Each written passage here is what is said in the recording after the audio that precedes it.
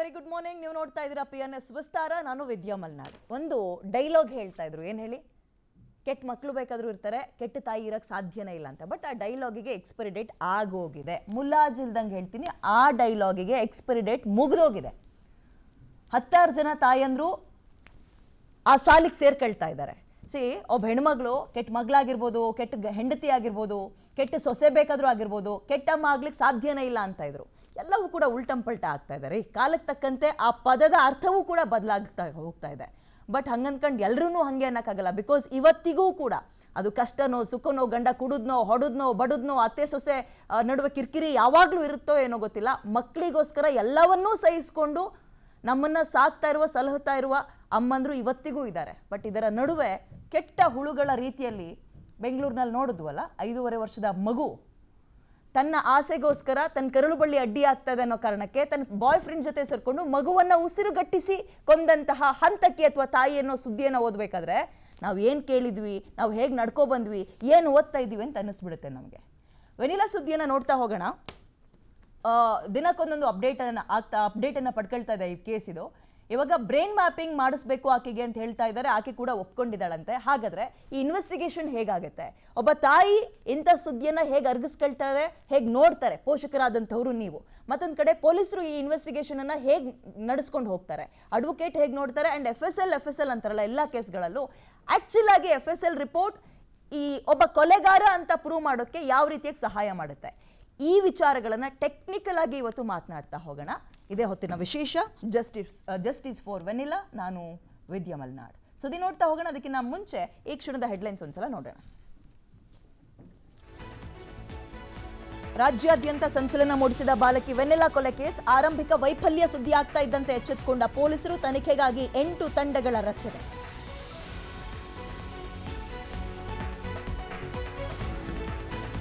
ನಾಳೆ ವಿಧಾನ ಪರಿಷತ್ನ 7 ಸ್ಥಾನಕ್ಕೆ ಮತದಾನ. ಕಾಂಗ್ರೆಸ್ ಬಳಿಕ JDSನಲ್ಲೂ ಅಡ್ಡ ಮತದಾನದ ಆತಂಕ. ಇವತ್ತು ದೇವನಹಳ್ಳಿಯಲ್ಲಿರುವ ಖಾಸಗಿ ರೆಸಾರ್ಟ್ಗೆ ದಳಪತಿಗಳು ಶಿಫ್ಟ್.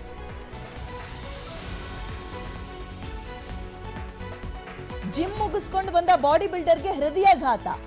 ಮನೆ ಮುಂದೆಯೇ ಕುಸಿದು ಬಿದ್ದು ಕೊನೆ ಉಸಿರು. ದಾವಣಗೆರೆಯ ಸುಶೀಲ್ ಕುಮಾರ್ ಸಾವಿನಿಂದ ಮುಗಿಲು ಮುಟ್ಟಿದ ಆಕ್ರಂದನ.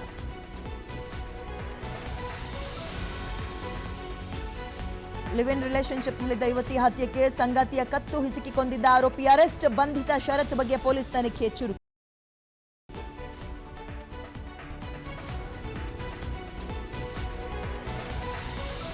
ಹದಿನಾರು ತಿಂಗಳ ಬಳಿಕ ಪ್ರಧಾನಿ ಮೋದಿ ಮತ್ತು ಟ್ರಂಪ್ ಮುಖಾಮುಖಿ. ಇವತ್ತು ಸಂಜೆ 6:15ಕ್ಕೆ ಉಭಯ ರಾಷ್ಟ್ರಗಳ ನಾಯಕರ ಭೇಟಿ. ಅಮೆರಿಕ ಮತ್ತು ಭಾರತದ ನಡುವೆ ದ್ವಿಪಕ್ಷೀಯ ಮಾತುಕತೆ ಸಾಧ್ಯತೆ.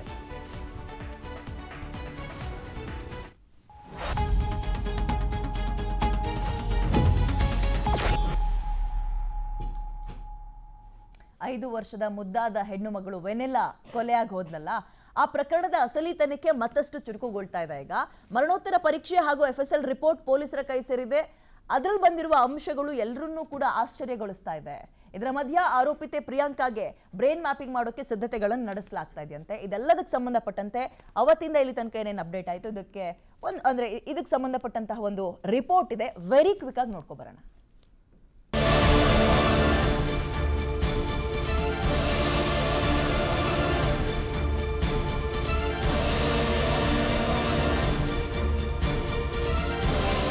ಅಮ್ಮ ಕಾಪಾಡಮ್ಮ ಅಂತ ಕಣ್ಣೀರಿಟ್ರು ಬಿಡ್ತಾ ಇದ್ರು.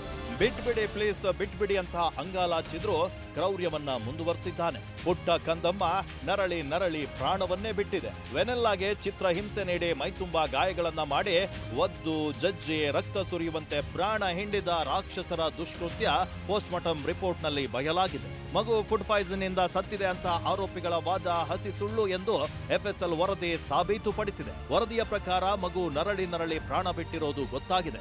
ಮಗು ಉಸಿರಾಡದಂತೆ ಒತ್ತಿ ಹಿಡಿದಿದ್ರಿಂದಲೇ ಸಾವು ಸಂಭವಿಸಿದೆ ಎಂಬುದು ವೈಜ್ಞಾನಿಕವಾಗಿ ದೃಢಪಟ್ಟಿದೆ.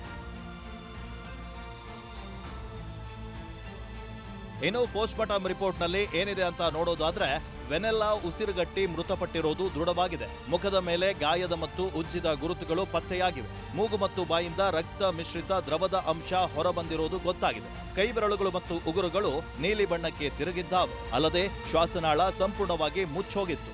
ಬಲವಾದ ಹೊಡೆತದಿಂದಾಗಿ ಹೊಟ್ಟೆಯ ಒಳಭಾಗದಲ್ಲಿ ಗಾಯ ಆಗಿದೆ.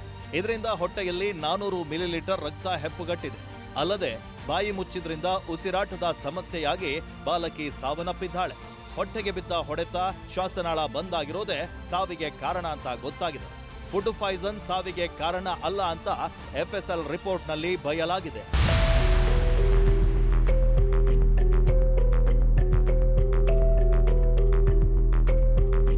ಐಸ್ ಕ್ರೀಮ್ ವಿಚಾರವಾಗಿ ಬಾಲಕಿ ಅಳ್ತಾ ಇದ್ದಾಗ ಪಾಪಿ ಮೋಹನ್ ಹೊಟ್ಟೆಗೆ ಮೊಣಕೈಯಿಂದ ಹೊಡೆದಿದ್ದಾನೆ. ನಂತರ ಆಕೆಯ ಮೂಗು ಬಾಯಿ ಮುಚ್ಚಿದ ಪರಿಣಾಮ ಉಸಿರಾಟದ ತೊಂದರೆಯಿಂದಾಗಿ ಸಾವನ್ನಪ್ಪಿದ್ದಾಳೆ. ನಂತರ ಬಾಲಕಿಯನ್ನ ಆಸ್ಪತ್ರೆಗೆ ಕರೆದೊಯ್ದಾಗ ವೈದ್ಯರು ಸಾವನ್ನಪ್ಪಿರುವುದಾಗಿ ಘೋಷಿಸಿದ್ದಾರೆ. ಮಗು ಫುಡ್ ಪಾಯ್ಸನ್ ಆಗಿ ಸಾವನ್ನಪ್ಪಿದೆ ಅಂತ ಆರೋಪಿಗಳು ಹೈಡ್ರಾಮವನ್ನ ಮಾಡಿದ್ರು. ಆದ್ರೆ ಎಫ್ಎಸ್ಎಲ್ ವರದಿಯ ಪ್ರಕಾರ ಆಹಾರ ಕಾರಣ ಅಲ್ಲ ಅಂತ ಗೊತ್ತಾಗಿದೆ. ಎಫ್ಎಸ್ಎಲ್ ವರದಿ ಬರಲಿ ಅಂತ ಕೊಲೆ ಕೇಸ್ ದಾಖಲಿಸದೆ ನಿರ್ಲಕ್ಷ್ಯ ವಹಿಸಿದ್ದ ಪೊಲೀಸರನ್ನ ಕಮಿಷನರ್ ಸೀಮಂತ್ ಕುಮಾರ್ ಸಿಂಗ್ ಸಸ್ಪೆಂಡ್ ಮಾಡಿದ್ದಾರೆ. ಕರ್ತವ್ಯ ಲೋಪದ ಹಿನ್ನೆಲೆ 3 ತಲೆದಂಡ ಆಗಿದೆ. ಕಾಡುಗುಡಿ ಕೇಸ್ ಅದೂ ತುಂಬಾ ಸೆನ್ಸಿಟಿವ್ ಇದೆ. ಒಂದು ಮಗುದು ಈ ತರ ಇದಾಯ್ತು. ಸೊ ಅದಕ್ಕೋಸ್ಕರ ನಾವು ಒಂದು ACP ರ್ಯಾಂಕ್ ಆಫೀಸರ್ಗೆ ನಾವು ನೇಮಿಸಿದ್ದೀವಿ IO ಆಗಿ. ಬೇರೆ ACP ಅವ್ರ ಲೆವೆಲ್ ಅಲ್ಲಿ ನಡೀತಾ ಇದೆ ಈಗ ತನಿಖೆ. DCP ಈಸ್ಟ್ ಅವರು ಸೂಪರ್ವೈಸ್ ಮಾಡ್ತಾರೆ. ಸರ್, ಕಾಸ್ ಆಫ್ ಡೆತ್ ಏನಂತ ಹೇಳಿ FSL ಮತ್ತೆ PM ಎರಡು ರಿಪೋರ್ಟ್ ಆಲ್ರೆಡಿ ನಮ್ಮ ಡಿಸಿಪ್ಲಿನರಿ ಆಕ್ಷನ್ ಆಗಿದೆ. ಸೊ ನ್ಯಾಚುರಲ್ ಆಗಿ ಇದು ಅಂಡರ್ ಇನ್ವೆಸ್ಟಿಗೇಷನ್ ಕೇಸ್ ಇದೆ. ಅದರ ಬಗ್ಗೆ ನಾವು ಕಾಸ್ ಆಫ್ ಡೆತ್ ಈಗ ಇಮಿಡಿಯೇಟ್ಲಿ ಹೇಳಲಿಕ್ಕೆ ಆಗಲ್ಲ. Cause of death PM report plus technical evidence ಅವ್ರು ಬಿಲ್ಡಪ್ ಮಾಡ್ತಾರೆ. ಇನ್ವೆಸ್ಟಿಗೇಷನ್ ಟೀಮೇ ಚೇಂಜ್ ಆಗಿದೆ, ಮಾಡಲಿ ಅವರು. ಪೋಸ್ಟ್ ಮಾರ್ಟಮ್ ರಿಪೋರ್ಟ್ ಬಂದ ಬಳಿಕ ಪ್ರಕರಣದ ತನಿಖೆ ಮತ್ತೊಂದು ಮಹತ್ವದ ಘಟ್ಟಕ್ಕೆ ತಲುಪಿದೆ. ತನಿಖಾ ತಂಡವು ಈಗ ತಾಯಿ ಪ್ರಿಯಾಂಕಾಗೆ ಬ್ರೈನ್ ಮ್ಯಾಪಿಂಗ್ ನಡೆಸಲು ಸಿದ್ಧತೆಯನ್ನ ನಡೆಸಿದೆ. ವಿಚಾರಣೆ ವೇಳೆ ತನಗೆ ಏನೂ ತಿಳಿದಿಲ್ಲ ಅಂತ ಹೇಳಿಕೆ ನೀಡ್ತಾ ಇದ್ದ ಪ್ರಿಯಾಂಕಳ ಅಸಲಿ ಪಾತ್ರವನ್ನ ಪತ್ತೆ ಹಚ್ಚಲು ಪೊಲೀಸರು ಹೈಟೆಕ್ ತಂತ್ರಜ್ಞಾನದ ಮೊರೆ ಹೋಗಿದ್ದಾರೆ. ಈ ವೈಜ್ಞಾನಿಕ ಪರೀಕ್ಷೆಯನ್ನ ನಡೆಸಲು ಕೋರ್ಟ್ ಅನುಮತಿಯನ್ನ ಕೋರಲಾಗಿದ್ದು, ವಿಶೇಷ ಅಂದ್ರೆ ತಾನು ಯಾವುದೇ ತನಿಖೆಗೂ ಸಿದ್ಧ ಅಂತ ಪ್ರಿಯಾಂಕಾ ಕೂಡ ಇದಕ್ಕೆ ಒಪ್ಪಿಗೆಯನ್ನ ನೀಡಿದ್ದಾಳೆ ಎನ್ನಲಾಗಿದೆ. ಬ್ರೈನ್ ಮ್ಯಾಪಿಂಗ್ ಮೂಲಕ ಮಗುವಿನ ಸಾವಿನ ಸಮಯದಲ್ಲಿ ನಡೆದಿದ್ದೇನು ಅಂತ ಕರಾಳ ಸತ್ಯ ಹೊರಬರಲಿದೆ.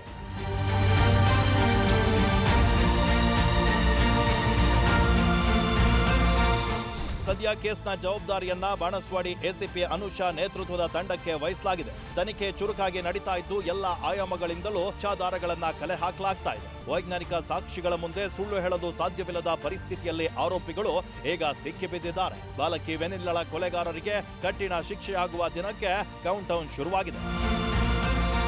ಧ್ರುವರಾಜ್, ಕ್ರೈಮ್ ಬ್ಯೂರೋ, PNS, ವಿಸ್ತಾರ ನ್ಯೂಸ್. ಈ ಹೆಣ್ಮಗುವಿನ ಸಾವಿನ ಡೆವಲಪ್ಮೆಂಟ್ ಕೆದಕಿದಷ್ಟು ಆಕ್ರೋಶಭರಿತ ಅಂಶಗಳು ಹೊರಗೆ ಬರ್ತಲೇ ಇದೆ. ನೋಡಿ, 6 ವರ್ಷದ ಬಾಲಕಿ ವೆನಿಲಾ, ಆಕೆಯ ಸಾವಿನ ಕರಾಳತೆ ರಾಜ್ಯಾದ್ಯಂತ ಸಂಚಲನವನ್ನು ಸೃಷ್ಟಿ ಮಾಡಿತ್ತು. ವೆನಿಲಾಗೆ ನ್ಯಾಯ ಸಿಗಲೇಬೇಕು, ಇದು ನಿಮ್ಮ PNS ವಿಸ್ತಾರದ ಪಣ. ಇವತ್ತಿನಿಂದಲ್ಲ, ಆವತ್ತಿನಿಂದಲೂ ಕೂಡ ಇದ್ರ ಬಗ್ಗೆ ನಾವು ಡೆವಲಪ್ಮೆಂಟ್ ಅನ್ನ ಕೆದಕ್ತಾ ಹೋಗ್ತಾ ಇದ್ವಿ. ನಿಗೂಢ ಸಾವಿನ ಪ್ರಕರಣಕ್ಕೆ ಟ್ವಿಸ್ಟ್ ಸಿಕ್ಕಿದೆ. ಈಗ ಮರಣೋತ್ತರ ಪರೀಕ್ಷೆ ಹೊರಗೆ ಬಂದಿದೆ. ಹಂತಕನ ಪಾಪಿ ಕೃತ್ಯ ರಿವೀಲ್ ಆಗಿದ್ದು, ಉಸಿರುಗಟ್ಟಿಸಿ ಸಾಯಿಸಿರುವ ಬಗ್ಗೆ ಮರಣೋತ್ತರ ವರದಿಯಲ್ಲಿ ಬಹಿರಂಗ ಆಗ್ತಾ ಇದೆ. ಐಸ್ ಕ್ರೀಮ್ ಕೇಳ್ತು ಮಗು, ಅದು ಬೇಡ ಇದನ್ನ ಕೊಡ್ಸು ಅಂದಿದ್ದಕ್ಕೆ ತಾಯಿ ಮತ್ತು ತಾಯಿ ಜೊತೆ ಪ್ರಿಯಕರ ಸೇರ್ಕೊಂಡು ಈ ಪ್ರಮಾಣದ ಒಂದು ಕೃತ್ಯಕ್ಕೆ ಕೈ ಹಾಕ್ತಾರೆ ಅಂದ್ರೆ ಕೇಳಿಸ್ಕೊಳ್ಳಕ್ಕೆ ನಮ್ಗಳಿಗೆ ಕಷ್ಟ ಆಗುತ್ತೆ. ಬಟ್ ಆಗಿರೋದು ನಿಜ ಅಲ್ವಾ? ಪೊಲೀಸರಿಗೆ ಎಚ್ಚೆತ್ಕೊಂಡಿದ್ದಾರೆ. 8 ಜನರ ಟೀಮನ್ನ ಈಗ ರೆಡಿ ಮಾಡಿದ್ದಾರೆ. ಓಕೆ, ಇದಕ್ಕೆ ಸಂಬಂಧಪಟ್ಟಂತೆ ನಾವು ಇವತ್ತು ಚರ್ಚೆನ ಮಾಡ್ತಾ ಹೋಗೋಣ. ನನ್ನ ಜೊತೆ ಗೆಸ್ಟ್ಗಳು ಕೂಡ ಜಾಯ್ನ್ ಆಗಿದ್ದಾರೆ. ವೆಲ್ಕಮ್ ಮಾಡ್ಕೊಳ್ತೀನಿ. ನಿವೃತ್ತ ಪೊಲೀಸ್ ಅಧಿಕಾರಿ ಬಸವರಾಜ್ ಮಾಲಗತ್ತಿ ಅವರಿದ್ದಾರೆ. ಸರ್ ನಮಸ್ತೆ, ಕಾರ್ಯಕ್ರಮಕ್ಕೆ ಸ್ವಾಗತ ತಮಗೆ. ವಕೀಲರು ಮಂಜುಳಾ ಅವರು ಕೂಡ ನಮ್ಮ ಜೊತೆ ಜಾಯ್ನ್ ಆಗಿದ್ದಾರೆ. ಮೇಡಮ್ ನಮಸ್ತೆ, ಕಾರ್ಯಕ್ರಮಕ್ಕೆ ಸ್ವಾಗತ. ಚಿಂತಕಿ ಮತ್ತು ಪೋಷಕಿಯಾಗಿ ಇವತ್ತು ಸುಮಾ ಕಿರಣ್ ಅವರು ನಮ್ಮ ಜೊತೆ ಸ್ಟುಡಿಯೋದಲ್ಲಿ ಜಾಯ್ನ್ ಆಗಿದ್ದಾರೆ. ಮೇಡಮ್ ನಮಸ್ತೆ, ನಿಮಗೂ ಕೂಡ ಕಾರ್ಯಕ್ರಮಕ್ಕೆ ಸ್ವಾಗತ. ನಾನು ನಿಮ್ಮಿಂದಲೇ ಆರಂಭ ಮಾಡ್ತೀನಿ. ಒಬ್ಬ ತಾಯಿಯಾಗಿ ಈ ರೀತಿಯ ಸುದ್ದಿಗಳನ್ನು ಕೇಳಿದಾಗ ನಿಮ್ಗೆ ಏನು ಅನ್ಸುತ್ತೆ? ಅಸಹ್ಯ ಅನ್ಸುತ್ತೆ. ತಾಯಿ ಅಂದರೆ ಆ ಮಾತೃತ್ವಕ್ಕೇನೆ ಒಂದು ಕಳಂಕ ತಂದಿಟ್ಟಿದ್ದಾರೆ ಈ ಒಂದು ಹೆಂಗಸು. ಅಲ್ಲ, ಇವ್ರಿಗೆ ಮಗು ಅನ್ನೋದು ಒಂದು ಅಡ್ಡ ಆಗಿದ್ರೆ ಇವ್ರೊಂದು ಫಿಸಿಕಲ್ ರಿಲೇಷನ್ಶಿಪ್ಗೆ ಏನಕ್ಕೆ ಬೇಕಿತ್ತು? ದೊಡ್ಡ ಮಗಳ ಜೊತೆ ಅವ್ರ ಅಪ್ಪನ ಎಕ್ಸ್ ಹಸ್ಬೆಂಡ್ ಹತ್ರನೇ ಕೊಟ್ಬಿಡ್ಬೋದಾಗಿತ್ತಾನೆ. Is it the colour complexion? ಆ ತಾಯಿನೇ ಜನ್ಮ ಕೊಟ್ಟಿರೋ ತಾನೆ. ಸೊ ಯಾರಿಗಾದ್ರೂ ಒಂದು ಮಗುಗೆ ಅವರು ಒಂದು 90 ಇಯರ್ಸ್ ಆಗಿದ್ರು ತಾಯಿ, 70 ವರ್ಷದ ಮಕ್ಕಳಾಗಿದ್ರು ಅಯ್ಯೋ ಅಂತ ಅದು ಮಾತೃತ್ವ ಎದ್ದು ಬರುತ್ತೆ, ಕರಳು ಹಿಂಡತ್ತೆ. ಆದರೆ ಈಗ ಇದೇಂತ ಫ್ಯಾನ್ಸಿ ಟ್ರೆಂಡ್ ಆಗಿಬಿಟ್ಟಿದೆ, ಮಕ್ಕಳನ್ನೇ ಸಾಯಿಸ್ಬಿಡೋದು ಜಸ್ಟ್ ಫಾರ್ ದೇರ್ ಅಫೇರ್ಸ್.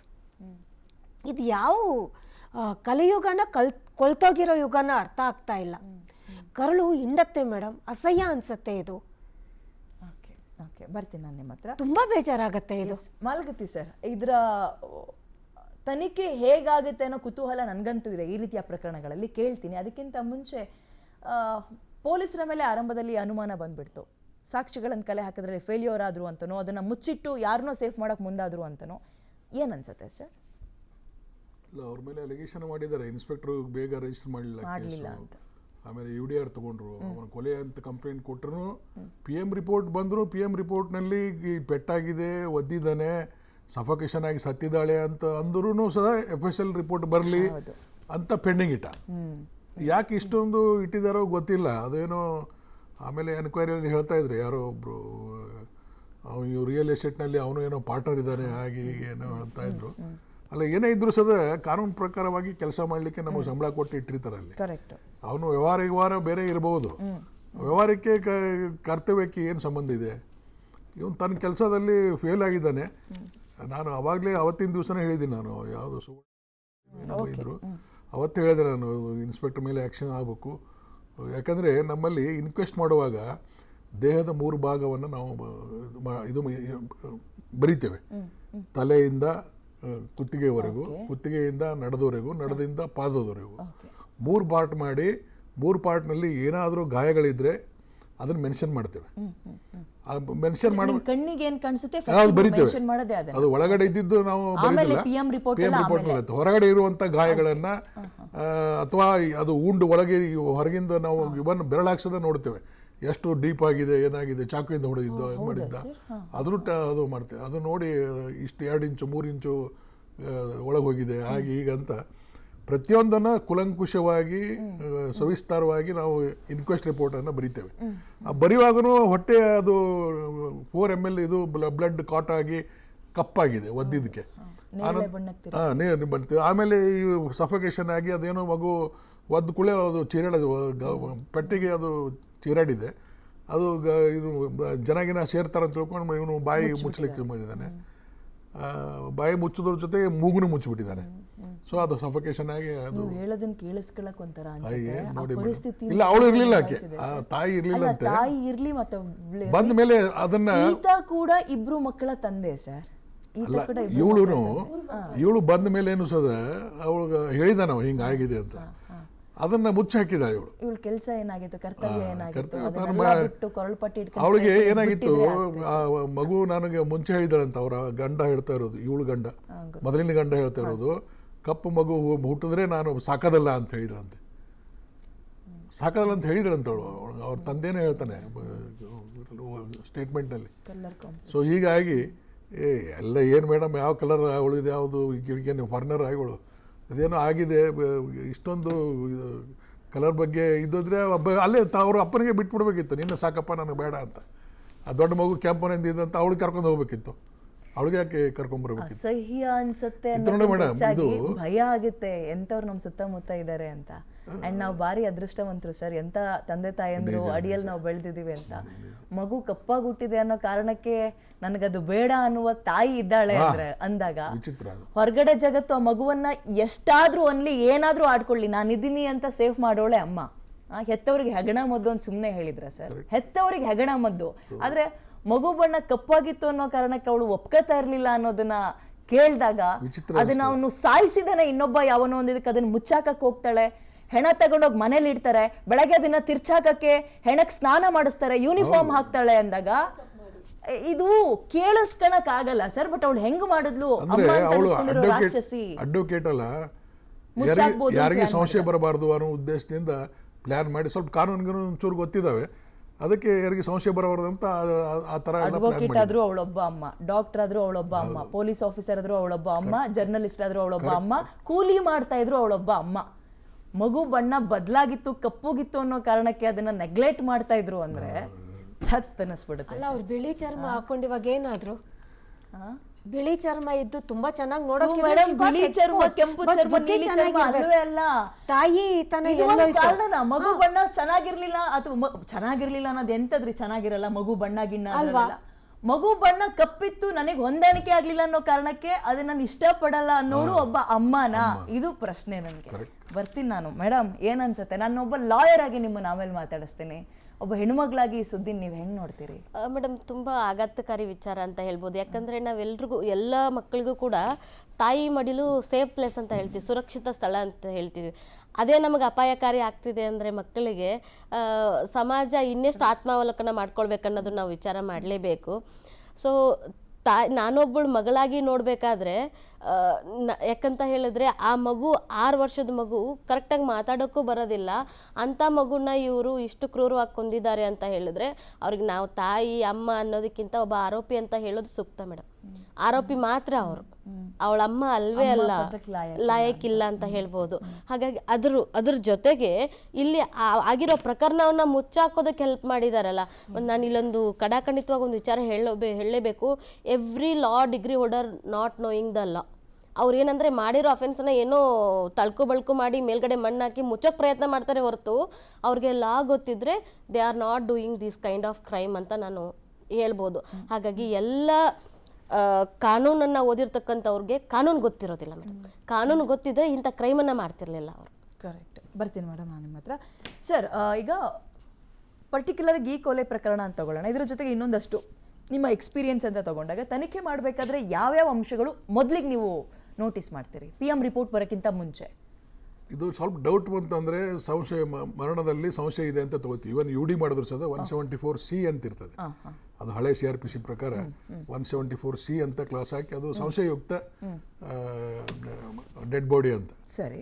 ಅದು ಏನೋ ಆಗಿದೆ ಅಂತ, ಸಮಥಿಂಗ್ ಈಸ್ ದೇರ್ ಅಂತ. ಯಾಕಂದ್ರೆ ನಮ್ಗೆ ಗೊತ್ತಾಗಲ್ಲ ಹೊರಗೆ ಒಳಗಡೆ ಏನಾಗಿದೆ ಅನ್ನೋ ಗೊತ್ತಾಗೋದಿಲ್ಲ. ಅದಕ್ಕೆ ಸಂಶಯಾಸ್ಪದ ಸಾವು ಅಂತ ನಾವು ಅದನ್ನು UDಯಲ್ಲಿ ತಗೋತೇವೆ 174C. ಇದರಲ್ಲಿ ಅದನ್ನು ಮಾಡಿಲ್ಲವ, ಬರೀ UD ತೊಗೊಂಡಿದ್ದಾರೆ. ಪೊಲೀಸರ ಮೇಲೆ ಅನುಮಾನ ಬಂದಿದ್ದೆ ಅಲ್ಲಿಂದನೇ ಶುರು ಆಗಿದ್ದು. UD ತೊಗೊಂಡು ಆಮೇಲೆ PM ರಿಪೋರ್ಟ್ ಬರಲಿ ಅಂದರು. ಇವ್ರು PM ರಿಪೋರ್ಟ್ ಬಂದ್ರೂ ಸಹ ಅದರಲ್ಲಿ ಗಾಯ ಆಗಿದೆ, ಸಫೋಕೇಶನ್ ಆಗಿ ಸತ್ತಿದ್ದಾನೆ. ಆದರೂ FSL ನಾವು ವಿಸರ ಕಳಿಸಿದ್ದೀವಿ, ಫುಡ್ ಕಳಿಸ್ತೀವಿ. ಅದು ಎಲ್ಲ ಕೇಸ್ನಲ್ಲಿ ನಾವು ಕಾಮನ್ ಅದು ಕಳಿಸೋದು. ಆ ವಿಸರ ಅದು ಅದು ಕಂಪಲ್ಸರಿ ಅಂತ ಅನ್ನೋದು ಅವಶ್ಯಕತೆನೇ ಇಲ್ಲ. ಇವನ್ ಮರ್ಡರ್ ಕೇಸ್ನಲ್ಲಿ ಸಹ ವಿಸರ ಕಳಿಸಿದ್ರು ನಾವು ಅದು ಪಾಯ್ಸನ್ ಕೇಸ್ನಲ್ಲಿ ಮಾತ್ರ ನಾವು ಅದನ್ನು ಇದು ಮಾಡ್ತೇವೆ. ವಿಸರ ಈಸ್ ಎಸೆನ್ಷಿಯಲ್. ಬಟ್ ಉಳಿದ ಕೇಸ್ನಲ್ಲಿ ಏನೋ ಅವಶ್ಯಕತೆನೇ ಇಲ್ಲ. ಇದರಲ್ಲಿ ಗಾಯದಿಂದ ಸತ್ತಾನಂತ PM ರಿಪೋರ್ಟ್ ಇರುವಾಗ ವಿಸರ ತಗೊಂಡು ಏನು ಮಾಡೋದು, ಏನೋ ಅವಶ್ಯಕತೆ ಇದೆ? ಇದು ವಿಸರಾದ್ದೂ ಒಬ್ಬ ನೆಪ ಹೇಳಿದ್ದಾರೆ. ಆನಂತರ ಅದನ್ನು ಇಮಿಡಿಯೇಟ್ ಆಗಿ FIR ಮಾಡಲಿಲ್ಲ. ಅವರು ಕಂಪ್ಲೇಂಟ್ ಇದ್ದವನು ತಂದೆ ಅವನು IG ಹೋಗಿ ಭೇಟಿಯಾಗಿದ್ದಾನೆ, ಲೋಕಾಯುಕ್ತ IG ಭೇಟಿಯಾಗಿದ್ದಾರೆ. ಲೋಕಾಯುಕ್ತದಿಂದ ಅವರು ಯಾಕೆ ಮರ್ಡರ್ PM ರಿಪೋರ್ಟ್ನಲ್ಲಿ ಮರ್ಡರ್ ಅಂತ ಬಂದರೂ ಸಹ ನೀವು ಯಾಕೆ ಕೊಲೆ ಕೇಸ್ ಮಾಡಿಲ್ಲ ಅಂತ ಅವ್ರು ಜಾಡ್ಸಿದ ಮೇಲೆ ಅವರು FIR ಮಾಡಿದ್ದಾರೆ. ಸೊ ಅಲ್ಲಿವರೆಗೂ ಅವ್ನು ಮಾಡಲೇ ಇಲ್ಲ. IG ಇಂದ ಇದನ್ನ ಬೇರೆ ಯಾರಾದ್ರೂ ನಿಯತ್ತಾಗಿ ಇನ್ವೆಸ್ಟಿಗೇಷನ್ ಮಾಡೋರಿಗೆ ಮೇಲ್ನೋಟಕ್ಕೆ ಗೊತ್ತಾಗ್ತದೆ. ತೀರಾ ನಾವು ಆ ರಿಪೋರ್ಟ್ ಈ ರಿಪೋರ್ಟ್ ಅಂತ ಕಾಯ್ಬೇಕಾದ ಅಗತ್ಯನೇ ಇರಲಿಲ್ಲ. ಓಕೆ ನೋಡಿ ಮೇಡಮ್, ಇವ ನಿಜವಾದ ಆಫೀಸರ್ ಇದ್ರೆ ಆ ಗಾಯ ಆಗಿದ್ದ ತಕ್ಷಣನೇ ಅವಾಗ FIR ಆಗ್ಬೇಕಿತ್ತು ಅಂತ. ಕರೆಕ್ಟ್. ಅವಾಗ FIR ಮಾಡಬಹುದು. ಆ ಒಂದು ಮೃತ್ಯವಾಗಿರ್ತಕ್ಕಂಥ ದೇಹನ ಹೇಳುತ್ತೆ ಇದು ನ್ಯಾಚುರಲ್ ಡೆತ್ ಅನ್ಯಾಚುರಲ್ ಡೆತ್ ಅಂತ. ಫಸ್ಟ್ ಇನ್ವೆಸ್ಟಿಗೇಷನ್ ಆಫೀಸರ್ FSL ಅದೆಲ್ಲ ಗಾಯಗಳು ಹೊಟ್ಟೆ ಭಾಗದಲ್ಲಿ ಬಣ್ಣ ಬದಲಾಗಿರೋದು, ಒದ್ದು ಬ್ಲಡ್ ಇನ್ವೆಸ್ಟಿಗೇಷನ್ ಅಲ್ಲಿ ಏನಾದ್ರೂ ಆಗ್ಲಿ ಮೇಡಮ್, ಆಯ್ತು ಅನ್ಯಾಚುರಲ್ ಡೆತ್ ಅಂತ ಆದ್ರೂ ಕೂಡ ಆಮೇಲೆ ಹಾಕಕ್ ಆಗ್ಬಹುದು. FIR ಹಾಕೋದಕ್ಕೆ ಏನ್ ಪ್ರಾಬ್ಲಮ್ ಇವ್ರಿಗೆ? ಇನಿಷಿಯಲಿ ಪ್ರಾಬ್ಲಮ್ ಅಂದ್ರೆ ಅವರಿಬ್ಬರ ನಡುವೆ ರಿಯಲ್ ಎಸ್ಟೇಟ್ ಕೊಲೆ ಅಂತ ಮಾಡದೇ ಇದ್ರು ಅಟ್ಲೀಸ್ಟ್ ಮರಣದಲ್ಲಿ ಸಂಶಯ ಇದೆ ಅಂತಾರ ಮಾಡಬಹುದಾಗಿತ್ತು. ಅದನ್ನು ಮಾಡಿಲ್ಲ. ಅನ್ಯಾಚುರಲ್ ಡೆತ್ ಅಂತ ಅಷ್ಟೇ ತಗೊಂಡಿದ್ದಾರೆ. ಹೀಗಾಗಿ ಅವ್ರ ಕಮಿಷನರ್ ಅವ್ರಿಗೆ ಬರೋಬರಿ ಆಕ್ಷನ್ ತಗೊಂಡಿದ್ದಾರೆ, ಸಸ್ಪೆಂಡ್ ಮಾಡಿದ್ದಾರೆ ಇಬ್ರು ಮೂವರನ್ನ. ಸಸ್ಪೆಂಡ್ ಮಾಡೋದಷ್ಟೇ ಅಲ್ಲ ಮೇಡಮ್, ಅವ್ರನ್ನು ಕೂಡ ಕೋ ಅಕ್ಯೂಸ್ಡ್ ಮಾಡ್ಬೇಕು ಈ ಕೇಸಲ್ಲಿ. ಯಾಕಂದ್ರೆ ಒಬ್ಬ ಏನು ACP ಲೆವೆಲ್ ಆಫೀಸರ್ ಅವರು ಸಸ್ಪೆಂಡ್ ಆದವರು, ಮತ್ತೆ ಇನ್ಸ್ಪೆಕ್ಟರ್, ಮತ್ತೆ ಇನ್ನೊಬ್ರು ಸಬ್ ಇನ್ಸ್ಪೆಕ್ಟರ್, ಆಮೇಲೆ ಒಬ್ರು ರೈಟ್ರು, 3 ಜನ ಸಸ್ಪೆಂಡ್ ಆಗಿದ್ದಾರೆ. ಈ 3 ಜನ ಒಂದು ಕ್ರೈಮ್ ಅಲ್ಲಿ ತುಂಬಾ ಸೆನ್ಸಿಬಲ್ ಆಗಿ ಇನ್ವೆಸ್ಟಿಗೇಷನ್ ಇನ್ವಾಲ್ವ್ ಆಗಿದ್ದವರು. ಯಾಕೆ ಅಂತ ನಾವು ಈ ಮಾತನ್ನ ಹೇಳ್ತೀವಿ ಅಂತ ಹೇಳಿದ್ರೆ, ಸೊ ಆ ಪ್ರಕರಣ ನೋಡಿದಾಗ ಇವರು ಒಂದು ಮಗು ಅಂದರೆ ಮೃತ ಹೆಣ್ಣಕ್ಕೆ ಎಣ್ಣೆ ಸ್ನಾನ ಹಾಕಿಸಿ ಎಲ್ಲ ರೆಡಿ ಮಾಡಿದ್ದಾರೆ ಅಂತ ಹೇಳಿದ್ರೆ ವಿತೌಟ್ ಅವರ ಒಂದು ಇನ್ಸ್ಟ್ರಕ್ಷನ್ ಇಲ್ಲದೆ ಮಾಡಿರೋಕ್ಕೆ ಸಾಧ್ಯ ಇಲ್ಲ ಅಂತ ಇದು ನನ್ನ ಒಪಿನಿಯನ್ನು. ಯಾಕೆ ಅಂತ ಹೇಳಿದ್ರೆ, ಸೊ ನಮ್ಮ ಲಾಯರ್ಗಳಿಗೂ ಕೂಡ ಸುಮಾರು ಒಂದು 20 ವರ್ಷ ಪ್ರಾಕ್ಟೀಸ್ ಮಾಡಿದಾಗ ಒಂದು ಕ್ರೈಮ್ ಒಂದು ಸ್ವಲ್ಪ ಗೊತ್ತಾಗುತ್ತೆ ಮೇಡಮ್ ನಮಗೆ. ಯಾಕಂದರೆ ಡಿಫ್ರೆಂಟ್ ಆಫ್ ಕ್ರೈಮ್ಸ್ನ ನೋಡ್ತೀವಿ, ಆದರೆ ಒಬ್ಬ ತನಿಖಾಧಿಕಾರಿಗೆ ಎಲ್ಲವೂ ಗೊತ್ತಿರುತ್ತೆ. ಯಾವ ಮೋಡಲ್ ಕ್ರೈಮ್ ಆಗುತ್ತೆ, ಹೇಗೆ ಕ್ರೈಮ್ ಆಗುತ್ತೆ, ಸೊ ಯಾವ ರೀತಿ ಮಾಡಿದ್ರೆ ಸಾಕ್ಷ್ಯನಾಶ ಮಾಡ್ಬೋದು ಅಂತ ನನ್ನ ಒಪಿನಿಯನ್ ಪ್ರಕಾರ. ಮತ್ತು ಇವತ್ತಿನ ಎಲ್ಲ ಬೆಳವಣಿಗೆಗಳನ್ನ ನೋಡಿದ್ರೆ they are also involve to the that crime whatever the evidences will be destroyed ಅಂತ ಏನಿದೆ ಅಲ್ಲ. ಸೊ ಹಾಗಾಗಿ ಅವ್ರೂ ಕೂಡ ಕೋ ಅಕ್ಯೂಸ್ ಮಾಡ್ಬೇಕು. ಅವ್ರು ಪೊಲೀಸ್ ಅಧಿಕಾರಿ ಆಗ್ಲಿ, ವಕೀಲರಾಗಿರ್ಲಿ, ಇನ್ನೊಬ್ರಾಗಿರ್ಲಿ, ಅವ್ರನ್ನ ಕೋ ಅಕ್ಯೂಸ್ ಮಾಡಿ ಅವರು ಕೂಡ ಸಾಕ್ಷ್ಯ ನಾಶದಲ್ಲಿ ಪಾಲ್ಗೊಂಡಿದ್ದಾರೆ ಅಂತ ಹೇಳಿದ್ರೆ ಈ ಪ್ರಕರಣಕ್ಕೊಂದು ನ್ಯಾಯ ಕೊಡ್ತಾರೆ. Correct sir, she so true ಅಲ್ವಾ. ಈಗ ಅಮ್ಮ ಮತ್ತು ಅಮ್ಮನ ಬಾಯ್ ಫ್ರೆಂಡ್ ಮಾತ್ರ ಇನ್ವಾಲ್ವ್ ಆಗಿರೋದಲ್ಲ, ಅವರು ಕೊಲೆ ಮಾಡಿ ಜೀವ ತೆಗೆಯೋದ್ರಲ್ಲಿ ಇನ್ವಾಲ್ವ್ ಆಗಿರ್ಬೋದು. ಕೇಸಿನ ಮುಚ್ಚಾಕೋದ್ರಲ್ಲಿ, ಇದನ್ನ ಬಣ್ಣ ಬದಲಿಸೋದ್ರಲ್ಲಿ ಪೊಲೀಸರು ಇನ್ವಾಲ್ವ್ ಆಗಿದ್ದಾರೆ ಅಂದ್ರೆ ಅವ್ರನ್ನು ಕೂಡ ಕೋ ಅಕ್ಯೂಸ್ಡ್ ಅಂತ ಮಾಡ್ಬೇಕಾಗ್ತದೆ. ಸಸ್ಪೆಂಡ್ ಮಾಡೋದು ಅದು ಅಷ್ಟೊಂದು ಸೂಕ್ತನಾ? ಬರೀ ಸಸ್ಪೆಂಡ್ ಮಾಡ್ಬಿಟ್ಬಿಟ್ರೆ ತಕ್ಷಣ ಮಾಡಿದ್ದಾರೆ, ಆಕ್ಷನ್ ತಗೊಂಡಿದ್ದಾರೆ, ಸಸ್ಪೆಂಡ್ ಮಾಡಿದ್ದಾರೆ. ಇಲಾಖೆ ಎನ್ಕ್ವೈರಿ ಬಗ್ಗೆ ಗೊತ್ತು ಅಲ್ಲ ಮೇಡಮ್, ಇಲಾಖೆ ಎನ್ಕ್ವೈರಿ ಬಗ್ಗೆ ಗೊತ್ತಲ್ವಾ ಏನಾಗುತ್ತೆ ಕೊನೆಗೆ ರಿಸಲ್ಟ್ ಅಂತ. ಇಲಾಖೆಯಲ್ಲಿ ಎನ್ಕ್ವೈರಿ ಮಾಡ್ತಾರೆ, ಎನ್ಕ್ವೈರಿ ಮಾಡಿ ಪ್ರೂವ್ ಆದ್ಮೇಲೆ ಆಕ್ಷನ್ ತಗೋತಾರೆ. ಈ ಸಸ್ಪೆಂಡ್ ಇಮಿಡಿಯೇಟ್ ಆಗಿ ಸಸ್ಪೆಂಡ್ ಮಾಡಿದ್ದಾರೆ. ಮತ್ತೆ ತನಿಖೆ ಕಾಲಕ್ಕೆ ಅವ್ರದ್ದೇನು ಪಾತ್ರ ಇದೆ, ಸಾಕ್ಷಿ ಹೌದು, ಸಾಕ್ಷಿ ಏನಾದ್ರು ನಾಶಪಡಿಸ್ಲಿಕ್ಕೆ ಇವನೇನಾದ್ರೂ ಚುನಾವಣೆ ಮಾಡಿದ್ದಾನೆ, ಅದಕ್ಕೆ ಇದು ಚುನಾವಣೆ ಕೊಟ್ಟಿದ್ದಾನೆ ಅಂದ್ರೆ ಅದು ಅವನ ಮೇಲೇನು 201 120B ಎರಡು ಮಿಕ್ಸ್ ಮಾಡಿ ಹಾಕ್ತಾರೆ ಅವನ ಮೇಲೆ.